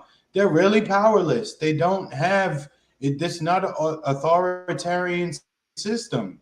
Even though it may seem like it for some people, it's really not. It doesn't work like that. So if you're not sending Cornel West to the White House with an army of people in the legislative branch, all of your efforts are for nothing. All of your emotional capital is being spent on supporting him. It's a waste of time. You understand what I'm saying? I mean, I guess you can contribute to the campaign if you want. You could throw away your money, but you know what? If you want to give us money, you could give it to the political matrix. You know, hey, we'll take your donations. We don't ask for money, but I'm just saying, if you're going to give it to a Cornel West or RFK, especially RFK don't fucking need it, hey, give it to two brothers. I'm sure we can need it. I'm sure we could use it. Marcus might need new tires. You know, I might need an oil change. I'm just saying. Yeah. Right. Shoot, you never, especially out here in California, you never know when the next accident happens. I mean, and you're like, fuck, I need a couple $100 like ASAP. You never know. And I'm talking that next accident, tire blowout, car problems. You never know out here. And then out here also, we got crap like smog to pay for. Like, who the hell has to pay for smog? Like, what the fuck is okay? And then our gas prices are out the fucking roof. So I mean, there's all kind of taxes out here. People that like, a couple of dudes I work with, they were talking about like tags on their trucks and all that. Talking about paying $700-800, $1,000 for tags and stuff. I mean, it's taxes out here that you don't even realize Marcus, about that people paying. Somebody mentioned pride, in the comment section. I have people texting me about what DeSantis is doing to, that particular community, and they're like, "Oh, it's really bad." I mean, I'm like, do you know who you're talking to? That should not affect me. I don't know why you care either. Everybody can live their fucking lives as they want to live. So if you want to turn your 8-year-old son into your 9-year-old daughter, then leave the state and go find a state that'll pump them full of drugs and make them a lifetime customer. Cool. You know what? That's one more parking spot closer to the front of the store for me. Yeah, I'm cynical like that, and I'm quite honestly tired of hearing the bitching and complaining about this community that is smaller than us as Black people, and it seems like, that's the minority group that they want to hype up now. So hey, it is what it is. If you don't like what they're doing here, leave. Go someplace else where they're more sympathetic to the mental illness that you possess as a parent, that you want to pump your child full of drugs, and to the person who wants to pump themselves full of drugs and cut off body parts to fit something that made you feel good online, because that's really what we're talking about here. People getting influenced by what they seeing online. And Marcus, sorry to run off, but I see you smirking. No, but I know you know what the hell I'm talking go, about. champ. Do your thing. Hey, man, you cooking your grill. I'm backing up. Let you do your thing. No, but I'm just saying, like, if you don't like it, then, kick rocks. I'm just saying. We got larger problems. Like, people can't afford property insurance because, all of the big companies is running out the state, and people are having to go to the only insurance company in town for their homes. That's important. But, people are texting, and asking about the Alphabet, crew and how they're faring under DeSantis. I'm just like, you motherfuckers have no clue. Just all of them move to California. They seem to love you in Cali. Go to Cali. See, work something up with him. See if somebody... They won't have no problems here. That's what I'm saying. Just relocate to Cali. That's it. Newsom might be able to, just like how DeSantis was giving tax breaks for people like cops and nurses and doctors and first responders who wanted to come to Florida in 2021. Hey, if you're part of the Alphabet crew, you guys should get together, petition Gavin Newsom and Pelosi and the rest of them. And maybe they'll give you some tax cuts for going there, where you can be a lifelong customer for the big pharmaceutical companies, right? And then you could stay there and you don't have to cry and whine to the rest of us. So just go there and do that. You know what I mean? I just really don't get it. I just really don't. The shit is like really, it's aggravating. If you go to Yahoo now, or, that's my homepage. Like, so whenever I open the tab, it just goes to Yahoo, right? The amount of shit on just the front page without even clicking is just like, are you serious? I'm like, I go to the supermarket and spend $300 and I have 3 bags. And they talking to me about some other bullshit.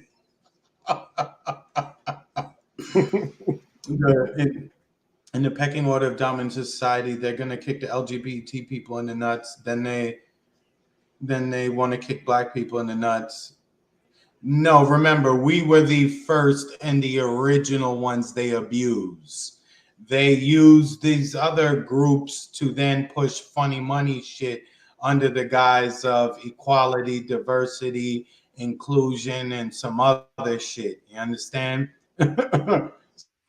So, yeah, they're not getting anything. They have everything. They just run around pretending as if they don't have things.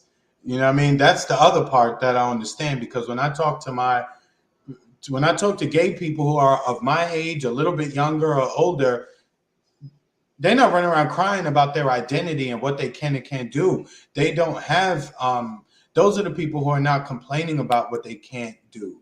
They can do everything they want to do. They live their lives quite openly. They're very comfortable and they enjoy themselves. It's this new breed of bitch, pardon my language, but it really is. It's this new breed of bitchy ass young people and their fucking soft ass parents who allow them to be on TV and the internet crying all fucking day. It made no sense to me. You know what I'm saying? I It feel is what like it's a lot of people also. Maybe they went through some stuff back in the day, and they're using that past trauma to everything is that's what's going on. But to what Chris Sorry, was saying, Miguel. I honestly think, when you talk about the Native Americans were the first persons they went after. So they've always been on the if you weren't white, there's a problem. It all just depends on your region. If you were in certain areas where you had bigger numbers, it was harder to do some of that oppression. So the Latinos, if you grew up where I grew up, they were getting kicked in the nuts at the same time we were, and all of black and brown were. But okay, Chris. yeah, yeah, where I grew up, if you weren't white, you were all getting kicked in the nuts. So yeah, it was just how it is, and we all just kind of got used to this. Is just part of how society is. You're gonna have some white people who they're gonna be overly aggressively F you. You got some who they're passively F you. Some who don't give a shit either way, and then you got that chunk who gonna be cool with you. That's what you got. You got those four different segments. You got those four different segments, and that's just how it is. And we've always figured it ain't never gonna change. And the rest of them, we should just put in the Ocean Gate submersible, so that they too can go look at the Titanic. Hey, how Yeah, I'm gonna bullshit was say that I want to say story? that one. I want to say that one because I wanted to get into this Putin Wagner group stuff. So the Wagner group. Wagner. Wagner. Wagner. So I got an article. I'm gonna read a little bit. I didn't want to do it. The media on this is so extremely biased. Man, you can't even hardly find anything to go into. So this is from Reuters. This was the one which was the least super biased that I can find. It says Russian mercenary boss Prigozhin to move to Belarus under Wagner deal, Kremlin says. To Wagner mercenary chief Yevgeny Prigozhin will move to Belarus under a deal brokered by Belarusian President Alexander Lukashenko to end an armed mutiny that Prigozhin had led against Russia's military leadership, the Kremlin said on Saturday. Kremlin spokesman Dmitry Peskov told reporters Lukashenko had offered to mediate with Russian President Vladimir Putin's agreement because he had known Prigozhin personally for around 20 years. Peskov said the criminal case that had been opened against Prigozhin for the armed mutiny would be dropped, and that the Wagner group, or Wagner fighters, who had taken part in his march for justice, would not face any action in recognition of the previous service to Russia. Fighters who had not taken part would sign contracts with the Defense Ministry, which has been seeking to bring all autonomous volunteer forces under its control by July 1st. Although Putin has earlier vowed to punish those who participated in the mutiny, Peskov said the agreement had the higher goal of avoiding confrontation and bloodshed. Peskov declined to say whether any concessions had been made to Prigozhin other than guarantees for safety, something he said Putin had given his word to vouch for, and Prigozhin's men to persuade him to withdraw all forces. He called the events of the day tragic. Now, I will leave it there. I've been watching the response from mainstream media, and they have been big time mad.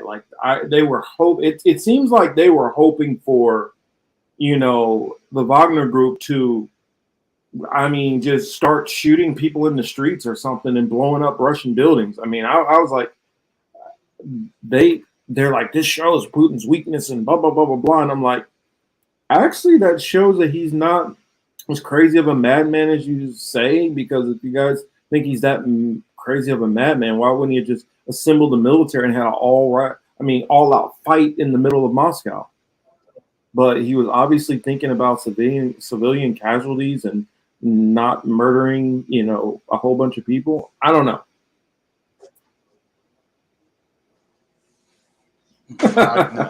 Marcus,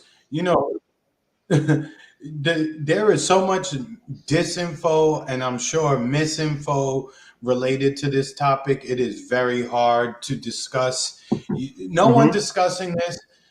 No one discussing this outside of Russia or anybody involved can speak with any authority or certainty on it. We're all just assuming because we already know the media and information we get is very suspect.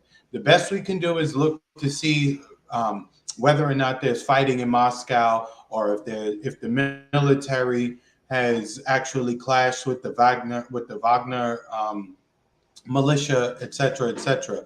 But from the videos by Big P, I don't know his name, what is it? Prigozhin. Prigozhin. Yeah. I was reading the name all day till they getting it right, and then now that I need to say it, I'm saying it wrong. But with homeboy, he has been online talking very reckless. It seems as if he has a problem with the defense minister in Russia. It seems. Well, do you know why? Blaming the he alleges blaming the defense minister that for an attack that killed like 20,000 of the yes. He believes that they basically booby trapped him and set them up for failure on the way out. Yeah, correct. So, with that being said, we have to see what happens after this. We can try to guess as to what's going on, but we know that any news that we get about Russia or about that region filtered through United States communication companies, the information is going to be all kinds of fucked up. You know what I'm saying? So you will have to also check international sources, independent sources for the real story. But listening to even Reuters, Associated Press, NPR, CNN, NBC, listening to those places, you're not going to get a full story. Those companies that I just named actually have been extremely anti-Russia for the last several years, at the very least. So they for sure are not interested in telling you the actual truth. But this guy, Prigozhin, it looks like he's kind of serious. But I noticed he ain't scream Putin name. I'm from the hip hop era where dudes said each other's names and shit after a while. You know what I mean?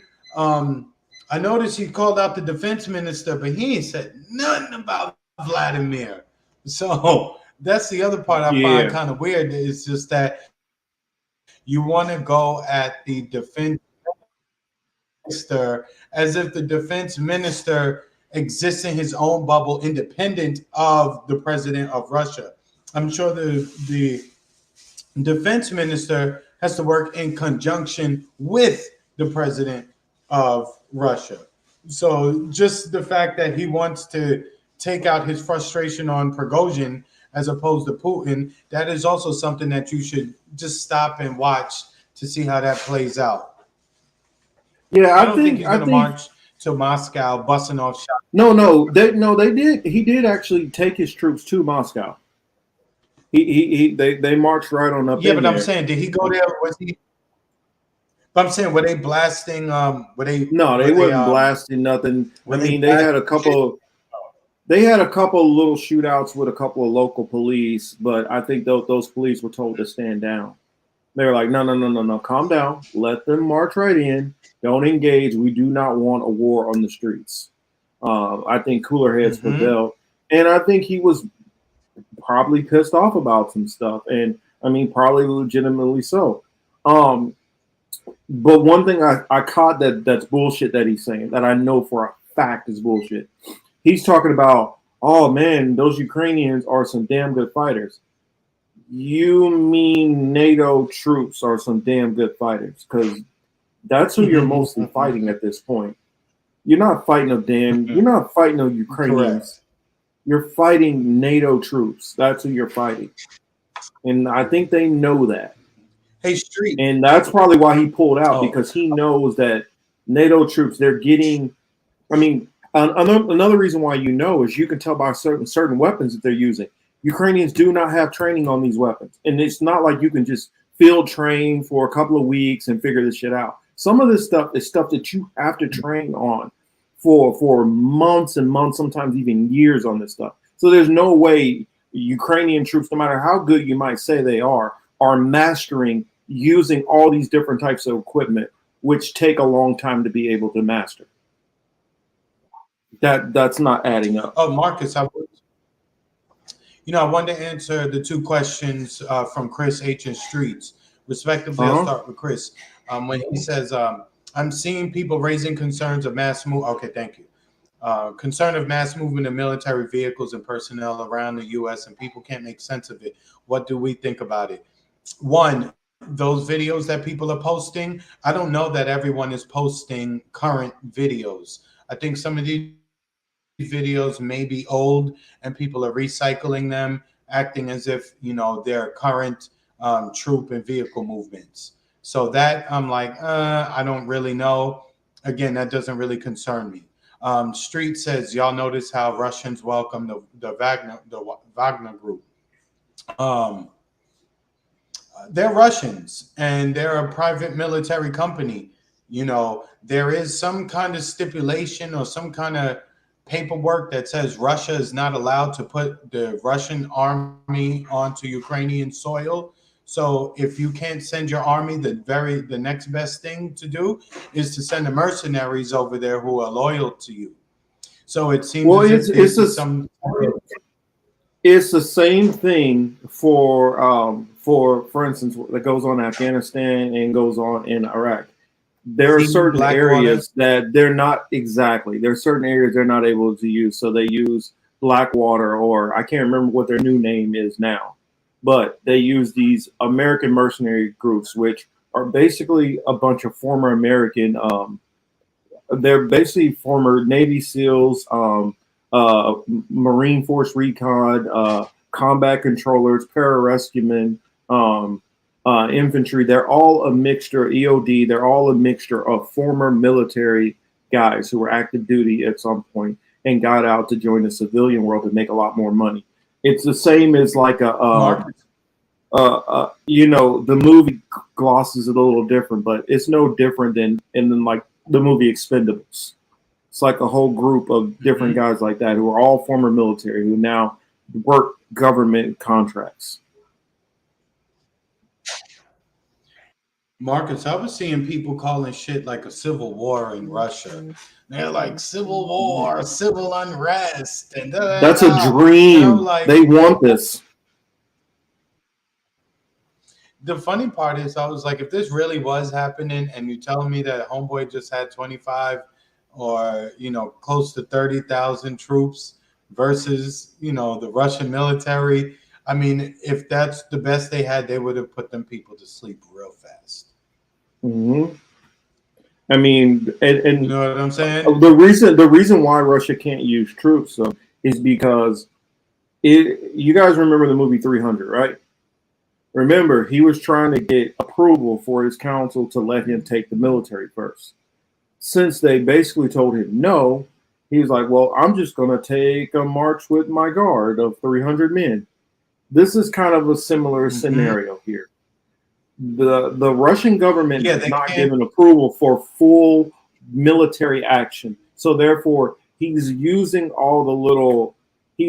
whatever maneuvers he can. So it's like, all right, well, I'm going to send a couple of recruits and I'll come spend a little bit of this, a little bit of that. He's not sending the A team is not out there. He's not sending the full military. If he was approved to send the full military, this would have been done a lot sooner and it would have been a lot messier. Because this would have been full obliteration. But he's literally fighting this battle with one hand tied behind his back, and the weak and his strong hand is tied behind his back while sitting down. This is what's happening. This isn't like a straight head-to-head fight, not a real one. Because the way Russia's battle tactics typically are, they're not even doing what they normally would do. But Now, I don't want to get into military Right. strategy right now. I'm just saying this. You could tell that this is kind of like if the U.S. was approved to use, some of the Air National Guard, for something, and get a couple of Blackwater troops. This is not the full force of like the United States military if there was actual conflict. It's the same scenario. When they was heading to Moscow, Mr. T said, "What you talking about, fool?" But all right, so let's hop over to let's see. We talked about Wagner Group. Oh yeah, that's right. Oh, let me show you guys this. I can't believe we almost completely skipped this. This happened right before started, so I didn't get much information on it, but I did want us to talk about it because this is going to become an issue. These next couple of videos are going to come courtesy of one of my sources I always like to go to. He always has some very good info. For those who are not familiar with Dabu77, probably should be definitely familiar with him and subscribed. Let's see. Do I have that one up? Where's it at? All right, here we go. Take it away, Dabu. This is Dabu7. A heads up for folks out there as we have a bridge that crosses the Yellowstone River in Montana collapsing, as you can see here in these images. This has left a train plunging into the river, that train carrying hazardous materials. And we've been told that a yellow substance or chemicals are leaking from this train into the Yellowstone River. Now, they're saying that these cars are carrying different types of asphalt and sulfur. This is per the Stillwater County Chief Emergency Response Unit. And officials have shut down the drinking water intakes downstream while they're evaluating this whole thing. So they're admitting that hazardous materials are going into the water and getting diluted as this is happening. Nonetheless, they're in there in what they call a swollen river right now. There must be a lot of runoff coming off the mountains. There's a total of 8 rail cars in the river as part of this collapse. So there's no injuries to the crew, but this is an ongoing situation. They're saying that this is near the town of Columbus, which is about 40 miles to the west of Billings. They say that these are sparsely populated areas of the Yellowstone River Valley, surrounded by ranches and farmland, and that this is where the river is flowing away from Yellowstone National Park, which is about 110 miles southwest. So right now, this is a big heads up for anyone that is downstream. They're already shutting down the water inlets in towns that are taking this in. Big heads up. We've got hazardous materials in the waterway, and we have something that we've been warning about for a long time. This shoddy infrastructure in this country that's not getting replaced, falling apart, and that could be exactly what's happened here, as it looks like this bridge is just buckled in the middle, causing this. Follow me on Twitter for more. Hit that subscribe button for more. It's been Dabu7. Much love. So, I don't know if you had heard of that yet, but yeah, No, I didn't. Yeah, we got another East Palestine situation forming up. Now, I want to make sure that we're talking about it because I know that this kind of stuff, if they can kind of get away with not talking about it, they definitely will.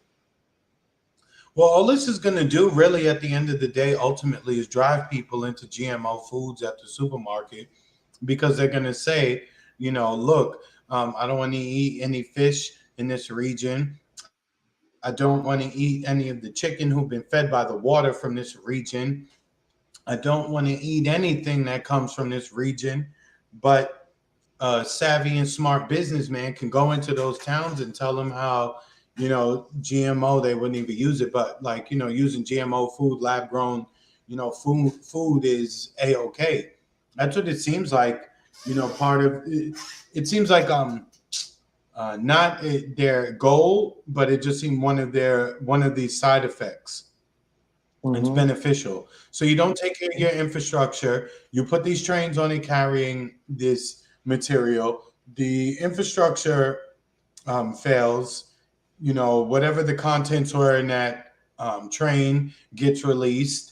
And the best way for people to avoid it would be to not buy regional food that is produced locally or regionally.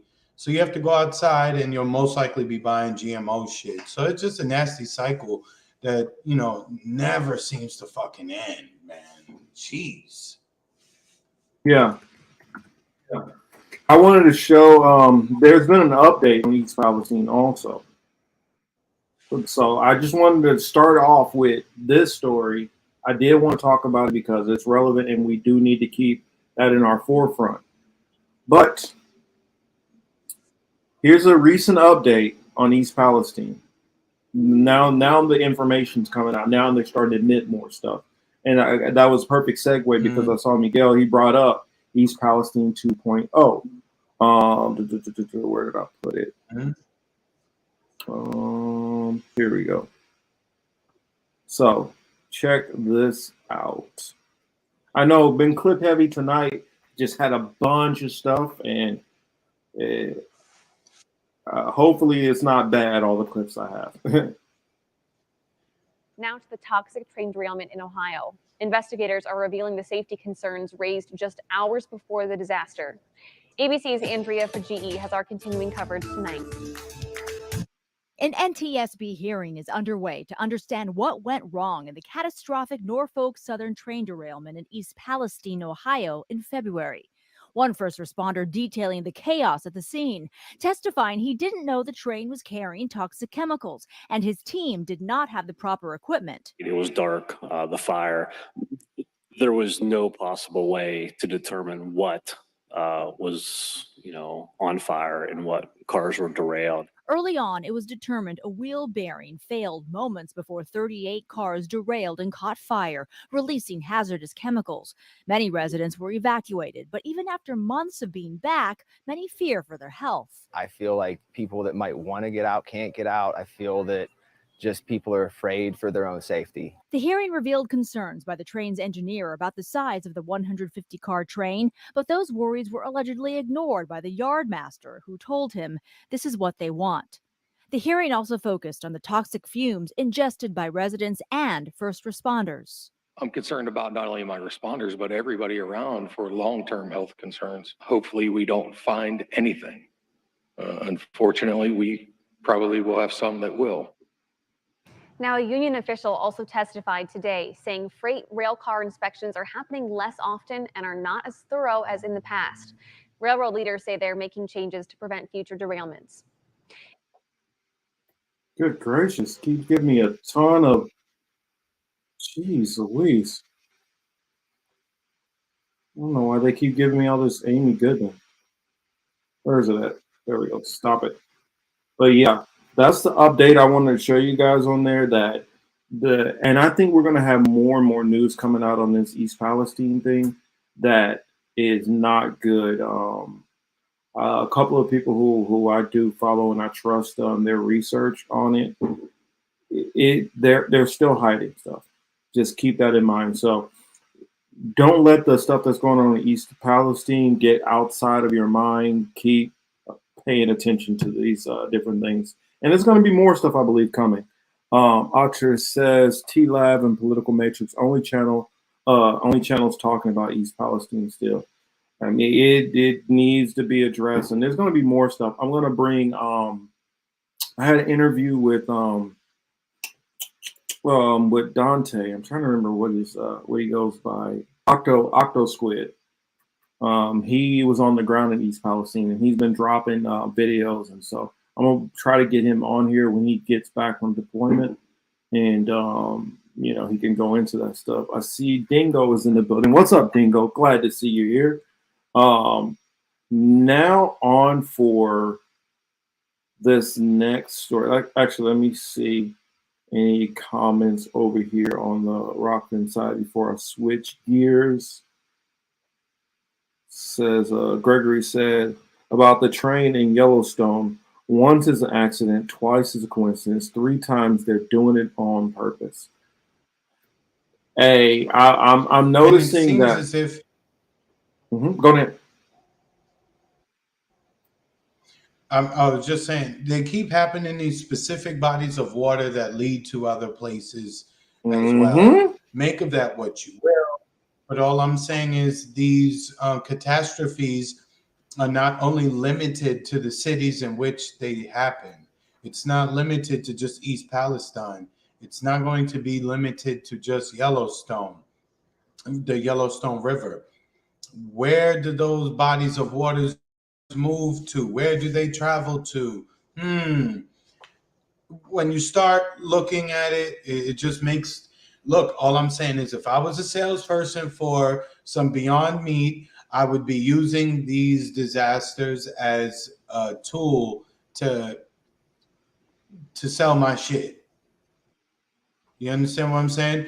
I'm not for it, but I could definitely understand how the salespeople are going to use this to increase their sales in the next several years, especially with the younger generation.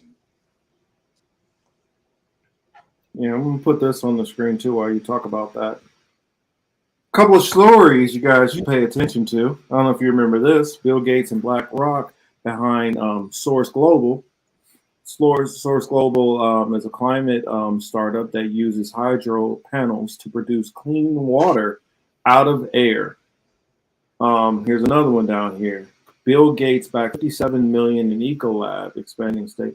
There was a town that he bought also. I'm trying to remember where it was, but he bought a town and took over their water rights. I think it was like in Mississippi or something. Thomas might know because it had something to do with tribal lands. I think it ended up forcing a tribe off of their lands, I think in Mississippi, and they had to move somewhere else. I don't know if you guys know about that. What's that? No, I was going to say thank you to Thomas because I wasn't sure what the Yellowstone River led into or fed into, but he just put into the comment section that the Yellowstone River feeds to the Missouri River. So again, That that is train not wreck good. will affect people hundreds of miles down the river. It was the same thing with the East Palestine, Ohio. In the Missouri, and you know what the Missouri feeds into? Everything. Missouri feeds into the Mississippi River. Mississippi. And so you're Correct. literally going to go right down the whole entire heartland of the country. Mhm. You're going to affect Montana. You're going to affect parts of Dakotas. You're going to affect Nebraska, Iowa, Missouri, Kansas, Oklahoma, Arkansas, Texas, Mississippi. It has the possibility, depending on what they drop in there and how bad it is, to basically wreak havoc throughout most of the Midwest. So I'm saying it's you just got to watch these things. They're coincidences, but you should just watch them. That's all I'm saying. You should just watch them. And we got Liz in the building. Hey, babe, how are you doing? I don't know if she's home or if she's driving, but. Well, there you go. If you're driving, don't mess around on the phone. Just listen to us. Okay? Put your phone in the little clip Here. and just listen to us. Oh, she's here. Okay. It's on the phone though. Okay. China don't let rich people play like this. That's a fact. They don't. Well, China's just gonna do what they're gonna do. They don't poison their own people to do it. They just be like, "Yo, we're gonna take over this area, so y'all need to get the fuck up and move." And y'all got about 2 months. Do it. Or you just need to join the labor in this particular area. Then you could stay. Thank you, sir, for the tip over there. Gregory gave us a tip. I appreciate you, sir. And Marcus, again, we've talked about a bunch of serious shit, and but I have to say, out off the serious shit, it's been a pretty good movie season, right? This movie season reminds me of like the late '90s when we just seemed to have like blockbusters like every single weekend. So I wanted to ask you in the audience, have you guys seen any of these movies that have come out recently? Flash, Transformers. We're seeing Flash in the morning, actually. Are you going to go see Flash in the morning? Yeah. Okay. Let me know what you think of that. I saw it. So, you gotta let me know. Mm-hmm. Oh, I see she's laughing. I see she's laughing too. She put the laughing face in the comment section. Yeah. Oh, so, we saw that. yeah. We saw that too. The blackening. We saw that. Yo, that looks funny. The blackening looks funny. I want to go see that too. I'm gonna talk to you about it after we get off. Oh, okay. Streets just said the new Transformers stepped it up to the 90s. Okay. So my son saw it and said it was I heard the soundtrack is like all 90s like rap shit. Oh, it is? Oh, see? Yeah, so it's all 90s rap shit. So at least And for we my saw the ears- Into the Spider-Verse. Oh yeah. I saw Spider-Verse too. What'd you think of that? I like it. Well, of course, I'm biased. I'm definitely gonna like it. I mean, yeah, I need to give Afro Latinos some more love. I mean, shut up.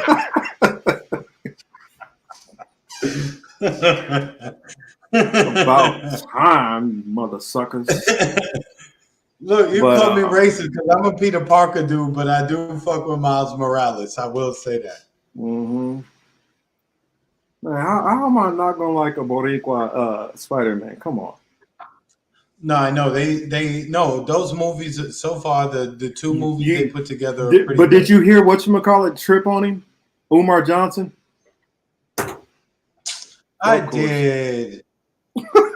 Yo, why You know does what? Spider-Man have to be going after a white girl? I'm like, oh God, here we go. I know. I was like, He did the same thing no. with Little Mermaid too. Oh, he did. Mm-hmm. Oh God. I'm Now like- that I didn't. I'm not going. He's like, see what they trying to do to you when they put a black man in there and he's going after a white woman, and you got a black girl, a beautiful black princess, and you got her main love interest being a white man. What you're doing is you're trying to program the black community into thinking that these interracial relationships are okay. And that's not what we're gonna do. It's destructive to the Pan-African community.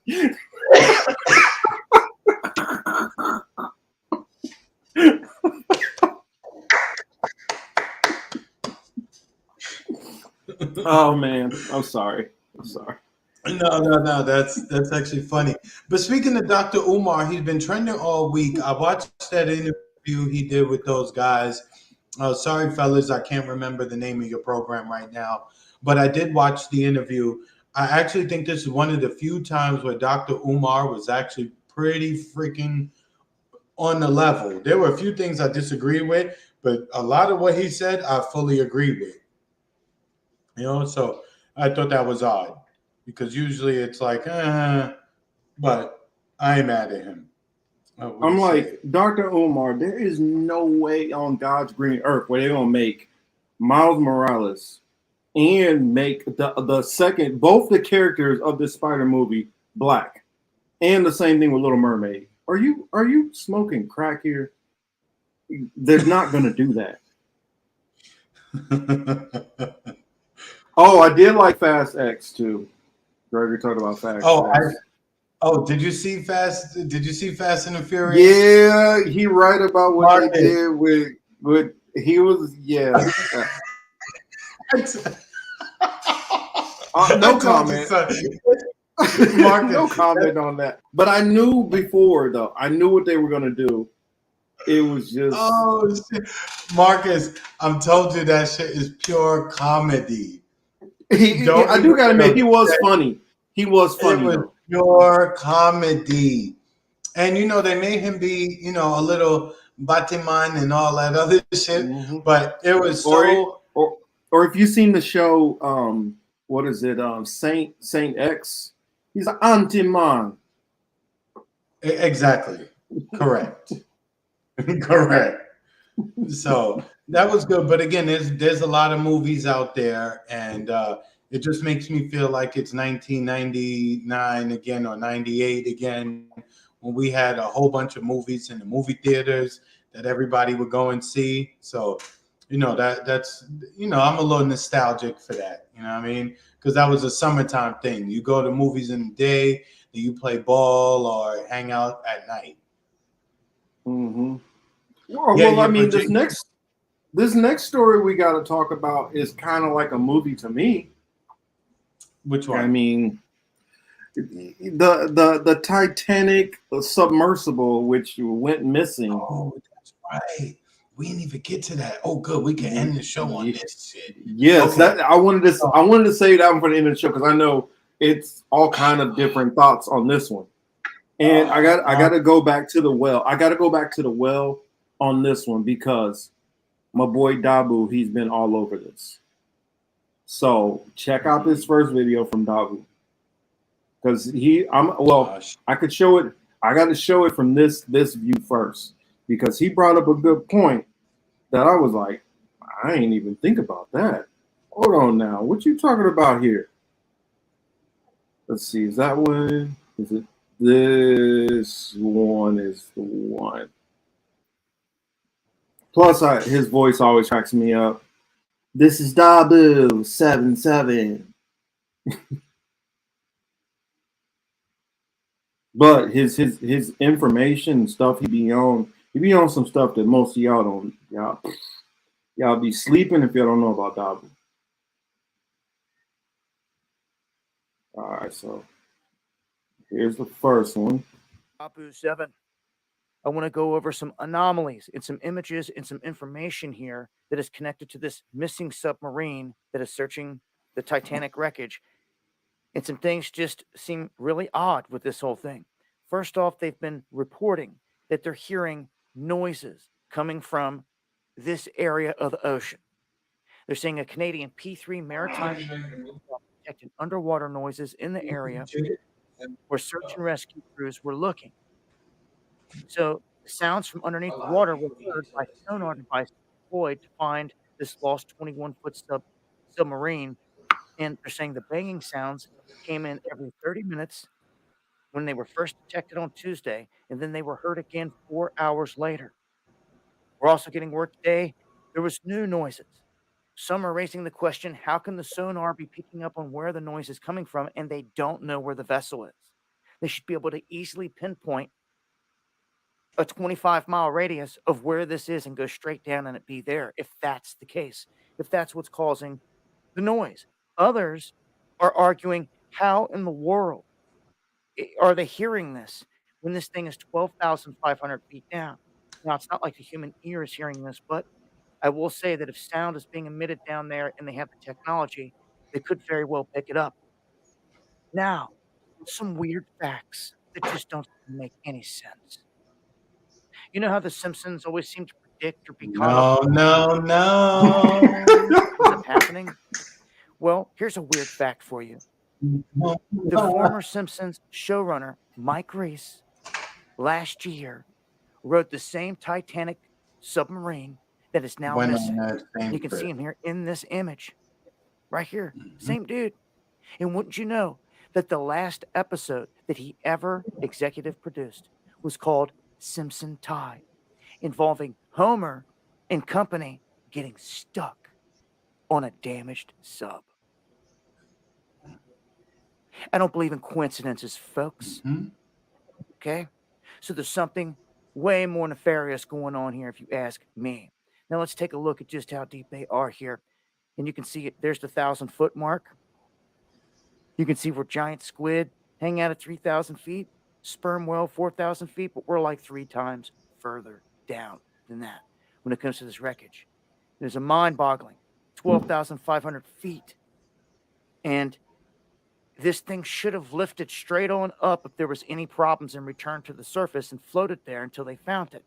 That's not happened. This is making them believe that if they are down there alive in this thing, that it's stuck.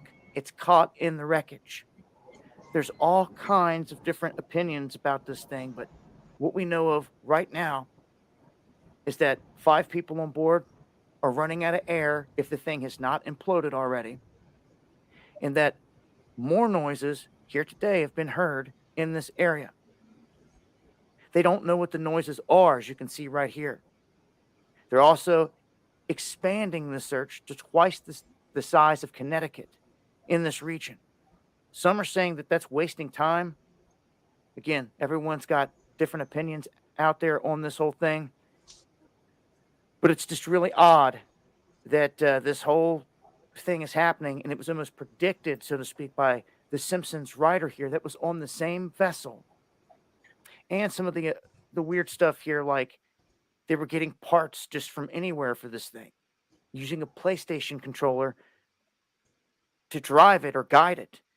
And there's been a lot of talk about that. The batteries die, this and that. Well, one other big report here I want to leave you with on this is that a CBS reporter took a dive in this Titanic submersible and said that it got lost for 5 hours and that the mothership cut off the internet so passengers couldn't tweet about the mishap. You talk about cover-ups. There's something really wrong about this whole thing. Nonetheless, this is some of the latest. I'm going to expand on this on the live stream. Make sure to follow me. Going live Monday and Friday, 9 p.m. Eastern on Dabu 777. Make sure to follow me on Twitter for more updates and hit that subscribe button for more. This has been Dabu 7. So Marcus, let me ask you, did you hear the breakdown from James Cameron? James Cameron, the movie director of the Titanic and, the Avatar movies. Did you hear him? No. Well, which part? Oh, no, I'm saying he did an interview about this because, he really does dive. Like he really has I don't know if he has a submarine or a submersible, whatever it was. But with that being said, like he really does deep dive. Them people died on Monday. They played this shit out so that you would tune in and be all caught up with this all fucking week. Because he was saying that Sunday night, or it was either Sunday night or Monday morning, James Cameron was saying that the little community that he's part of, because he's like, it's not a big community, the people who do this. He was like, we got messages we got communications either Sunday night or Monday that the comms and the tracking all went down at the same time. He said that is very weird. And what happens is that shit imploded, and it imploded at 3,700 feet. So it didn't even make it, 3,700 feet deep. Obviously that's very far, but that's still 9,000 feet short of, where the Titanic actually sits at the bottom of this ocean, right? So with that being said, again, they played with us, or they played with people's emotions, letting people think that, these people could be alive. They used it to dominate their show. They used it to get a lot of ratings. And keep in mind, Monday, you could have told us that everything cut off at once. And what that usually means is not that there's a problem, but that they're gone. So that shit imploded from Monday. And yet they had people thinking, Tuesday, people thought they were still alive. Wednesday, people thought they were still alive. And then Thursday, they're like, oh, maybe we found some debris. No, you didn't find no fucking debris. Okay? The microphones in the water, the sonar systems caught that explosion either when they went down. Whatever day they went down, at around 3,700 feet, they heard the sound, and then they heard nothing else. That's what it was. Oh, yeah. I had no doubt in my mind that if they went down that deep. Now, keep in mind, people, let's look at this thing. This thing, you're telling me you think that thing can dive that deep? Oh, and Marcus, look at this comment here. When he said, I feel bad for those people, but you got to be a dumbass mother to go deep in the sea in a Volkswagen. Marcus, I will say, I don't feel bad. I don't feel the slightest bit bad. You know how much they paid for their death, basically? Does anybody know? They paid $250K each for their death, right? I would have did it for much cheaper, right? I'd have said we got it for cheap, and we can get rid of you if you want to die. I don't even have to send you one under time. the ocean. I could just give you a Ziploc bag. I mean, I mean, what they say, 6 million ways to die. Choose one. You understand? I mean, So I guess they chose one of the most expensive ways. I mean, or I guess you can go up in one of Elon's rockets because he is starting to send those back up again. And you know what? What they said was that it imploded so fast the people probably didn't even know what happened. They felt absolutely nothing. Oh no! I mean, but whenever you something like that low, I mean, like 30 milliseconds. The thing would. I mean, before they could have even thought about what was happening, they were already and that's gone. why. And that's why I didn't like all the coverage all week, because again, we knew from Monday, they knew from Monday that, you know, and the way James Cameron put it, he said the tracking mechanism that they use to track these submersibles runs on its own system, right? It has its own communication system. It has its own separate battery and power source and all this other shit. Mm-hmm. So with that being said, the communication and the tracking ability all died Hey, at Ruby. the same time simultaneously. Hey Ruby, what's up? How you doing? But it all died. All of that, the stuff stopped working simultaneously. That told James Cameron that it had imploded and that it was over. But again, I just hate the way that the media, knowing this, manipulated people into giving a fuck about this for days on days and days. And you know why I didn't feel bad, Marcus? They spent $250,000 and signed a bunch of papers that said death, death, death, death, death. You want to die. They said that shit all over the place. And you signed it and you died. I can't feel bad for you. No lawsuits. And there's no lawsuits either. You know, the one guy forced his son to go. His son said he didn't want to go. If your 19-year-old son is like, nah, I don't want to go at the bottom of the ocean, you should be like, all right.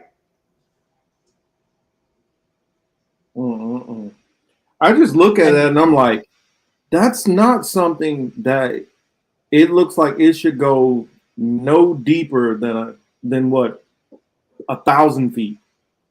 I think it would be sketchy touching that thing past 1,000 feet. Marcus, it's nothing but fucking cold and dark down there. We've seen movies about the Titanic already. Just look, send a camera down there, play the Celine Dion track in your ear, and be fucking happy. What do you need to go down there to look at that shit? Well, they were talking about that they're hearing noises down there now. Those in the faith community, you know what we think it is, right? That's the ancestors telling everybody stay the fuck from around here. I have heard people, believe it or not, I did hear about that. I heard people on TikTok, they were like, no, what it is the ancestors through the slave trade that they down there, they was like, we're going to kill the colonizers. And I'm like, okay, that's okay. If that's what you believe. Because I mean, everybody believes everything on TikTok. You can find a section of people to believe whatever you say, no matter how ridiculous it is.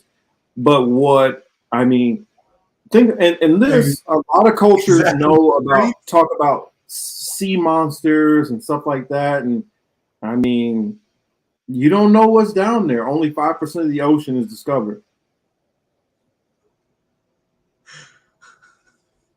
I mean, that's abuse. Why you gonna put your kid on that? Well, whatever. Hey, I mean, you know, I'm 19. I told him, man, I ain't going nowhere. If you don't want to go, why go? But it's funny some of the TikToks that people have been saying. Oh no, there has been they've been roasting them. You know, Marcus, people had the nerve to say to me, "Well, what if that was your family member?" I literally had to look at them and say, "My family's black." That been the running going thing. They've been like, you know what you don't see on that? Black people. No, I'm just telling you, my black family don't want to jump from. They wouldn't jump from the first floor to the ground in a fire. Like that's how nervous these people are. No, it wasn't all white men. There was some Indian people on there. Yo, Marcus, I had so much jokes at work. I was like, yo, imagine if they really are stuck on that shit. Imagine the smell that must be in that motherfucker. No, there's no way they're stuck on there. They, Like if for they had one, really they lived. would have run out. Even if it, let's say it didn't implode, they would have run out of oxygen long ago. It's a tight little thing. Well, keep in mind, it at 35 or 3,700 feet is when they lost connection. So they didn't even make it down to the bottom. There was no, they survived in this thing for hours and hours and hours and hours. No, they hit 3,700 feet and that shit said, and that was the end of it. And then they let us think that those people really were alive over the next, 50 or 60 hours or so. It was mainly dudes. I think there was one woman in that submersible, Trez. I said, "Damn, I felt bad for the woman." I don't think on this one it was though. I think they had one woman.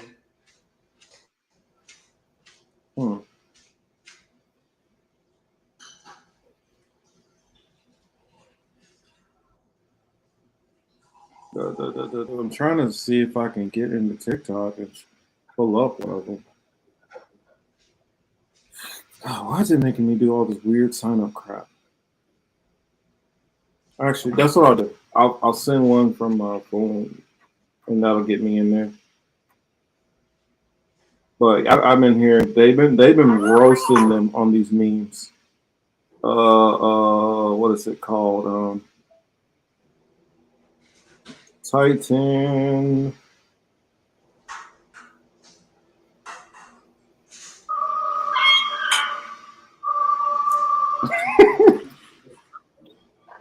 Oh wow, that's messed up. So here we go. Let me send this over.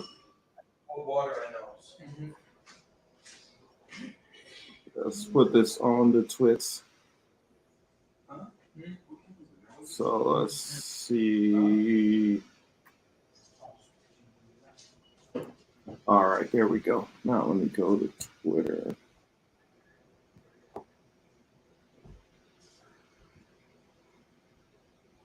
All right, there we go. Now I can get to it that way.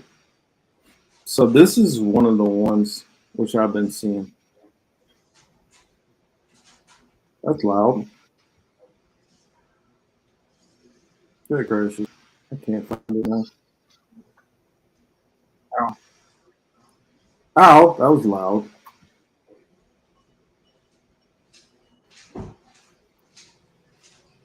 No, I don't think I need to go into. You guys probably all get the point. They've just been roasting people about it. And rightfully so. Why in the hell would you even go down there? Oh shit. Yo, Atrez, I just saw his comment. He said they had the Pride Month real quick.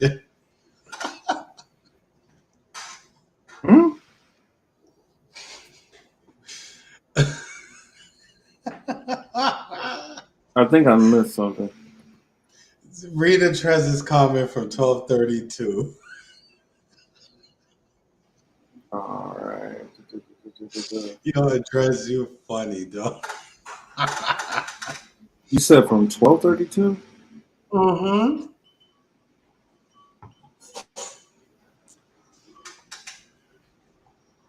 Did you find it yet?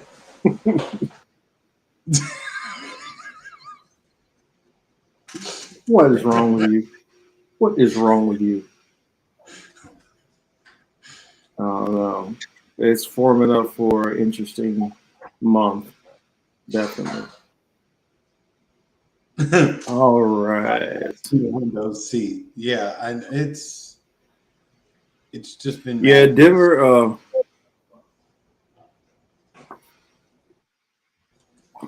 That's an interesting comment. Interesting comment. Let me read this one from Gregory. It says, "I'm just pulling this out of my ass, but what if they are all the non-kid? the non-kid people on Maxwell's knockoff list. I did hear something interesting, that one of the people on the staff of that company is a Rothschild. Did you hear about that? Mm-hmm. I heard. Into the Deep on Netflix. A rich dude in Denmark built a sub and invited on a reporter, then violated and unalived her after that fuck going on the submarine. That's interesting. I might have to check that out. That sounds interesting. But yeah, that's all the stories I have. Mr. Street says, yes, you are correct. He is a Rothschild associate, family member, or something. Yeah, that's just what I heard. I mean, and then getting into just, it's kind of crazy because the Titanic in general, the ship that they're going down to sea that sunk, some of the theories I have on this, I might have to do a video on the Titanic. But yeah, that's what I'm gonna do a video on the Titanic, and I can check that out there. But that's all I got. You have anything else you want to bring up, sir? No, Marcus, and you know, last thing I want to say about this, you know, everybody's getting into the conspiracy bag. I saw somebody say like, oh, they had to blow it up because they didn't want people to see that possibly the Titanic was blown out, that from an inside explosion. Guys, relax. They went down in a submersible, which was haphazardly constructed, built, designed, what have you. There were people working on this who were blowing the whistle, who said that, yo, this is not right. There are problems. And they put it in the water. We saw what happened once that vessel hit 35, 36, 3,700 feet. There was a problem there. Unfortunately, James Cameron, well, not unfortunately for that, James Cameron said that when they build their machines to go down, he named like steel, ceramic. He named like 4 or 5 different materials that they put together to create their submersibles that they use when they go down there. It didn't sound like anything remotely like what this Ocean Gate people was pushing. Like they said, there's a camera on the ship. You know what I'm saying? There's a camera on there. So it wasn't even like they had the window that you're actually looking out the window yourself at the actual wreckage. You're looking at a TV screen with a camera. You could have done that from the safety of your goddamn house or of the boat. So Marcus, I propose, and you know, this is secret. We're not, you know, it's just me and you here, right? There's nobody else listening to us. With that being said, Marcus, we should start a company, right? Where we tell people we'll take them to the bottom of the ocean. We put them like maybe just right under the water. We shake the shit they in, and we put a image up on the camera, and we tell them that they hit rock bottom. And then we show them clips from different movies and make them think that they really are under the sea, as they say, right? Hey, we got we got mermaids too. We found mermaids, not just busted ships for you. We got black mermaids and all that shit. So yeah, we could really, look, if Disney Pixar is good at pulling the wool over people's eyes, I think it's time for us to join that movement and start pulling wool over people's eyes and enrich ourselves. You know what I'm saying? Can't beat them, join them. Yeah, I mean, those people who believe that, oh, well, it was to try to hide from something that happened to the Titanic. Well, why did like 4 other missions already go through? I mean, it's not like this is the very first one. Why did they allow them to even do it in the first place? That's what I say. This one blowing up and being blasted was a distraction from Junior's court trial. And other things. I wouldn't be surprised with some other stuff, because one thing I've noticed when I've been scouring the news stories, there's been this this whole Putin Moscow Wagner group that's been taking up a lot of the oxygen. Then the next story that you have after that, you got a little bit that they talked about the Hunter Biden stuff. You hear a little bit of that, not much. You have this story here. You have the immigration case going on. That's another one. You have, and then I heard a lot of different stuff from either Biden and Harris on Roe v. Wade, on trying to get Roe v. Wade reinstated. And then on the other side, you have the Republicans in I think it was Chris Christie and Trump and all them. They were at some kind of Republican thing, and they were talking about how to expand taking out all the abortion laws.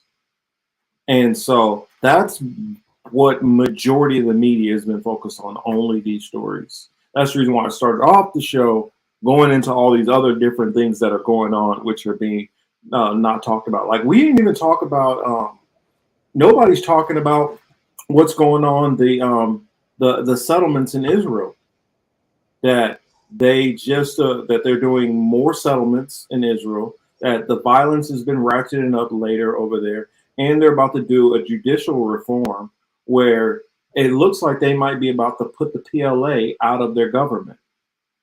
That could be a big story, but they're not talking about. They're not about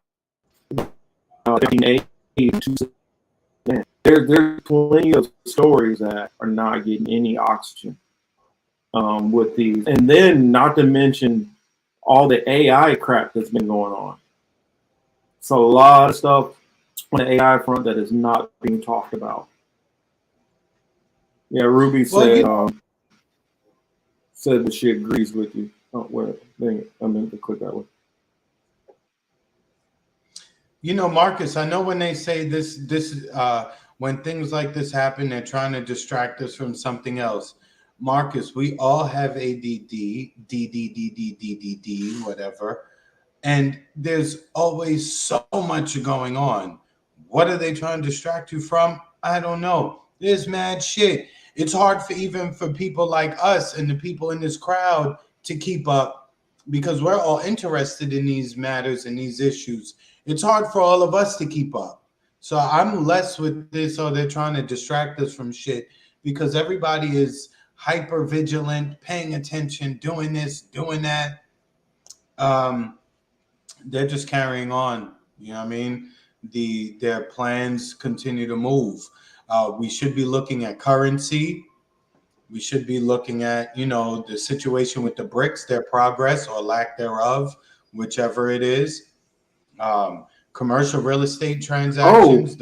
I saw crap, who was it that you talked about BRICS progress? I've seen more progress on the BRICS fronts with more nations wanting to join BRICS. That's not being talked about. They're ratcheting it up in military levels that's going on between China and Taiwan. That's not being talked about. We probably need to talk about that. But there's a lot of issues that I feel that they would prefer us not talk about. They're not talking about. I'm gonna be careful how I mention it. I'm pretty sure T-Lab has talked about it on BitChute. But remember Event 201? They just had another Event 201 type thing go on. Oh, really? For those who know that, I'll tell you about it offline. We might have to do a Rockfin segment. We haven't done one in a minute. When we told people about Event 201 and they should watch it and compare it to reality and all that shit, we would just, again, call conspiracy theorists, blah, blah, blah, blah, blah. But Event 201 was actually there was actually real life that they brought to you ahead of time. Right, they were time travelers showing you what the future was looking like, and a lot of you morons fell right into it. And then they would call people like myself and Marcus names for not falling for the bullshit. So I'm glad. I still got I still got a warning from 2 years ago on my other channel. That's crazy. But I don't even see if I can find it. I'll show it to y'all. And I do want to say too that Thomas Oklahoma made a great comment too when he said, "Is the Israeli settlers have gone full?" What did he say? He said the Israeli entitled colonizer has gone full entitled colonizer. Yo, it's like on steroids. The shit that they're doing there lately. Yo, like it looked like the little softest motherfucker in New York who never would have raised his hand or his voice to anybody is over there with a clique of his like-minded people with guns, and they treating these people so bad. And I can hear from whenever they're talking, if they're speaking in any kind of English or anything like that, I know where they come from. Yo, these people are such cowards. And unfortunately, oh yeah, we'll probably go into it next week in detail. Because I got the feeling it's about to get worse.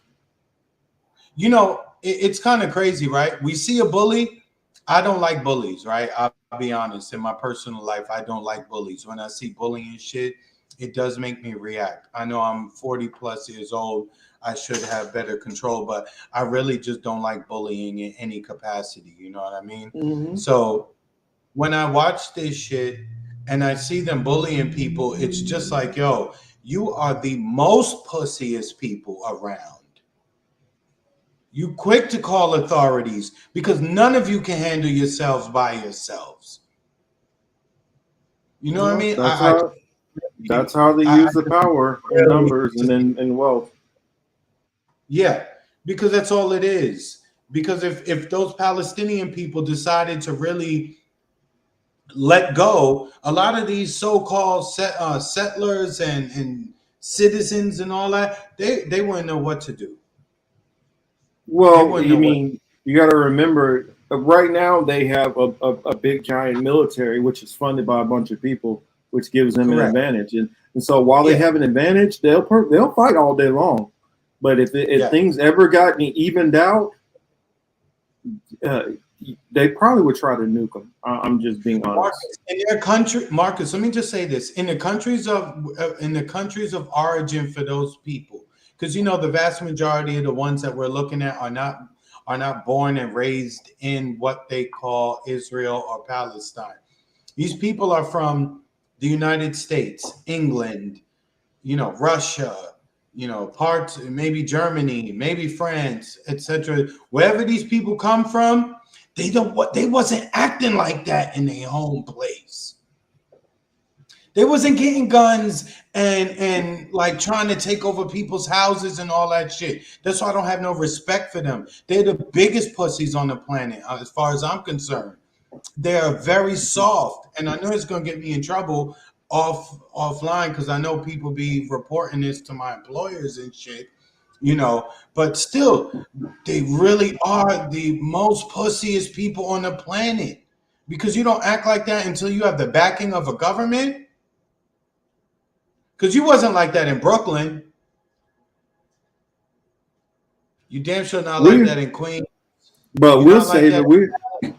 We'll save some fire for next week. Save some fire for next week. I wanted to show y'all this real quick. Remember I told y'all that they have been holding. I'm gonna show you guys some behind the scenes most people don't show in their channel. Only person I know of who opens their studio up like this and shows it is Savvy. What you guys are looking at right now is YouTube Studios. No, I'm not taking your damn survey. Right here, you see this? Active community guideline strikes. Warning, right? Now, let's click on this. Wow.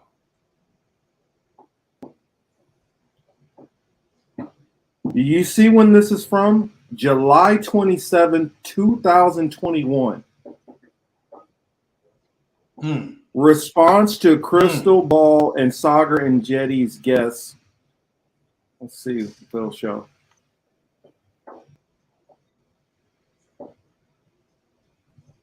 This video has been removed for violating YouTube's community guidelines. That's what it'll show. But for medical misinformation,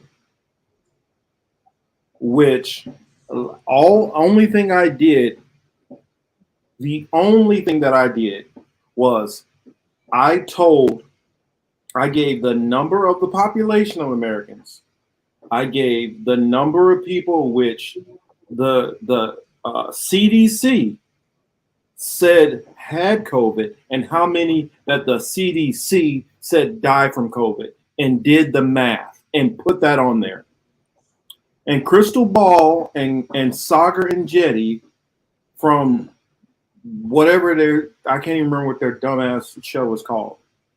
They specifically reported me as medical misinformation, and it stayed on my page for 2 years.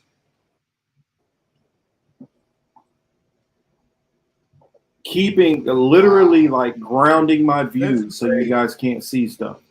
2 years they kept this on here and will not take this warning off. In fact, let me show you something else that I ran across. I'm gonna drop this down real quick. Let me get back over here because I'm gonna show you guys how this censorship works. Let me show you guys how this censorship stuff really works.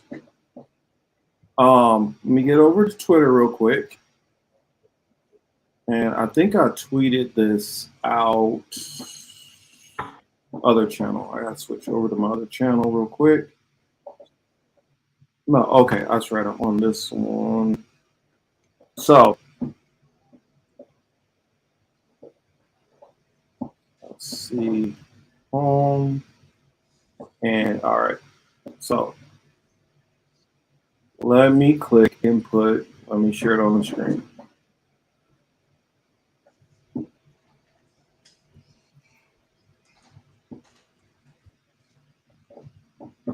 This is what they, because on that channel, this is the stuff that they do. All right, you guys see this tweet right here? I put, a shout out to, well, I believe it's the same person, but they're two. They tweeted out, shout out to Free Palestine, but a video which I did, Jack Welch, profits over people, corporate blueprint concerning wealth, screwing workers. That's the video which I did.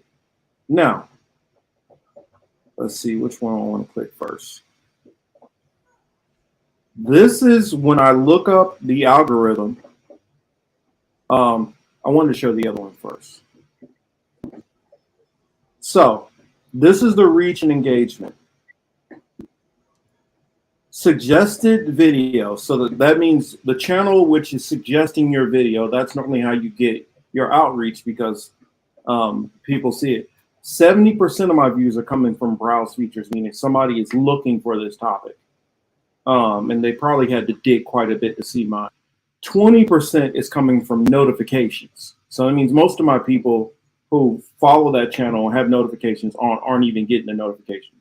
Or they might not be clicking on it, might not be interested. Suggested, only 4.2% of my views are come from suggested views and suggested videos. So normally another channel which has supposedly like-minded content. So if you're watching something on weightlifting, and I did a video on weightlifting, because you're looking for that, you're more than likely like, oh, well, I'll check out that video on weightlifting. Let me show you the channel which is suggesting my video and tell me if this is similar to the content. Plus size lingerie, I believe it's models. This is the channel which is the only channel that's suggesting my video.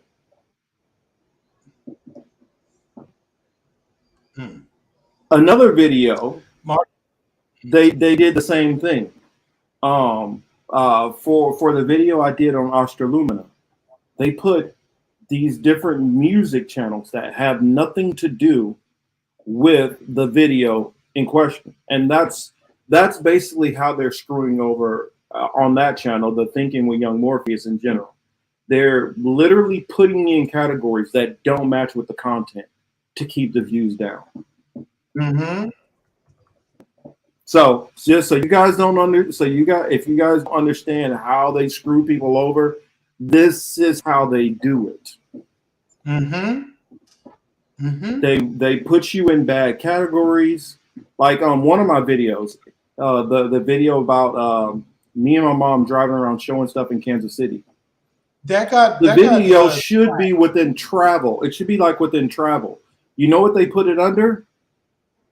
What? Worst hoods in America.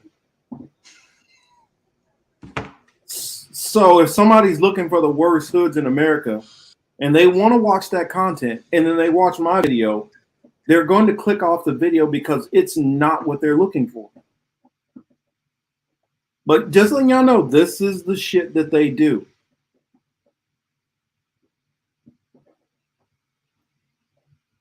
Yeah, Ruby says, I'm definitely not getting notifications and I constantly make sure the bell is wrong. Yep, this is what they do on my other channel. Yeah, I don't get the notification either. Like, I've been here the whole time. I didn't get the notification on my phone at all. I don't remember the last time I got a notification, and I get them for certain channels, but not for ours. So I just accept. Well, this is for my other channel. Yeah, but I'm that saying one's even for really this, bad. you know what I mean? You said even for this one you don't. Yo, Street's telling you need to twerk, Marcus. I don't know about that. I don't know about that. I don't know about all that either. Good night, boss. So here, like I'll show you. I'll go to my videos, and so you guys can see what my view counts are looking like. All right. Let me pause that. Hold on. That was the interview which I had on with Sweta about Marcus, colorism. I don't know if Streets say you want to see you twerk. Streets, what's good, man? I hope that's pretty typing that in Streets. See, this is what I've done. These are the videos which I've done over the last probably 2 months. This one, okay, got 66 views. 13, 12, 14, 15, 73, 26, 75, 30, 23, 46. These videos right here for Astra Lumina, this one right now, I put it on Twitter. This is over 200 views. This one that got 66, this is over 200 views. This one that's 60, all three of these Astra Lumina videos that got a combined less than 100 views, all got 200 views a piece on TikTok. Just putting that out there. How I'm just letting you guys know how they do this and how much they screw over content creators. Yeah, I mean, if you're not one of the ones who are toting or repeating official narratives, if you seem to be non-problematic to the system, then they'll help you out. If you look like you are going to be a problem, then they'll just leave you to the dustbin. So it is what it is. I'm glad we got our little community. It is what it is. You know what I mean? It's a Saturday. We have fun. It's cool. I really enjoy it. I'm thankful for everybody that comes through, everybody that comments. We learn from each other. We talk to each other. We have a good time. So as far as that, I'm okay with that. I sleep well with that. And thank you again, Gregory. Yeah, this is just what you got to get used to. For anybody who's doing a channel, wants to do a channel, and you're going to do any kind of content which is somewhat controversial, they don't actually want to hear your view. Just letting you know that. So we'll close it on that note. We're almost at 3 hours, so we're going to close it out. Thank you so much for everybody who does mess with us. I'll say thank you for everybody who does mess with us. I guess Thank you all. We appreciate it. Mike went out. And you guys have a good weekend. Thank you.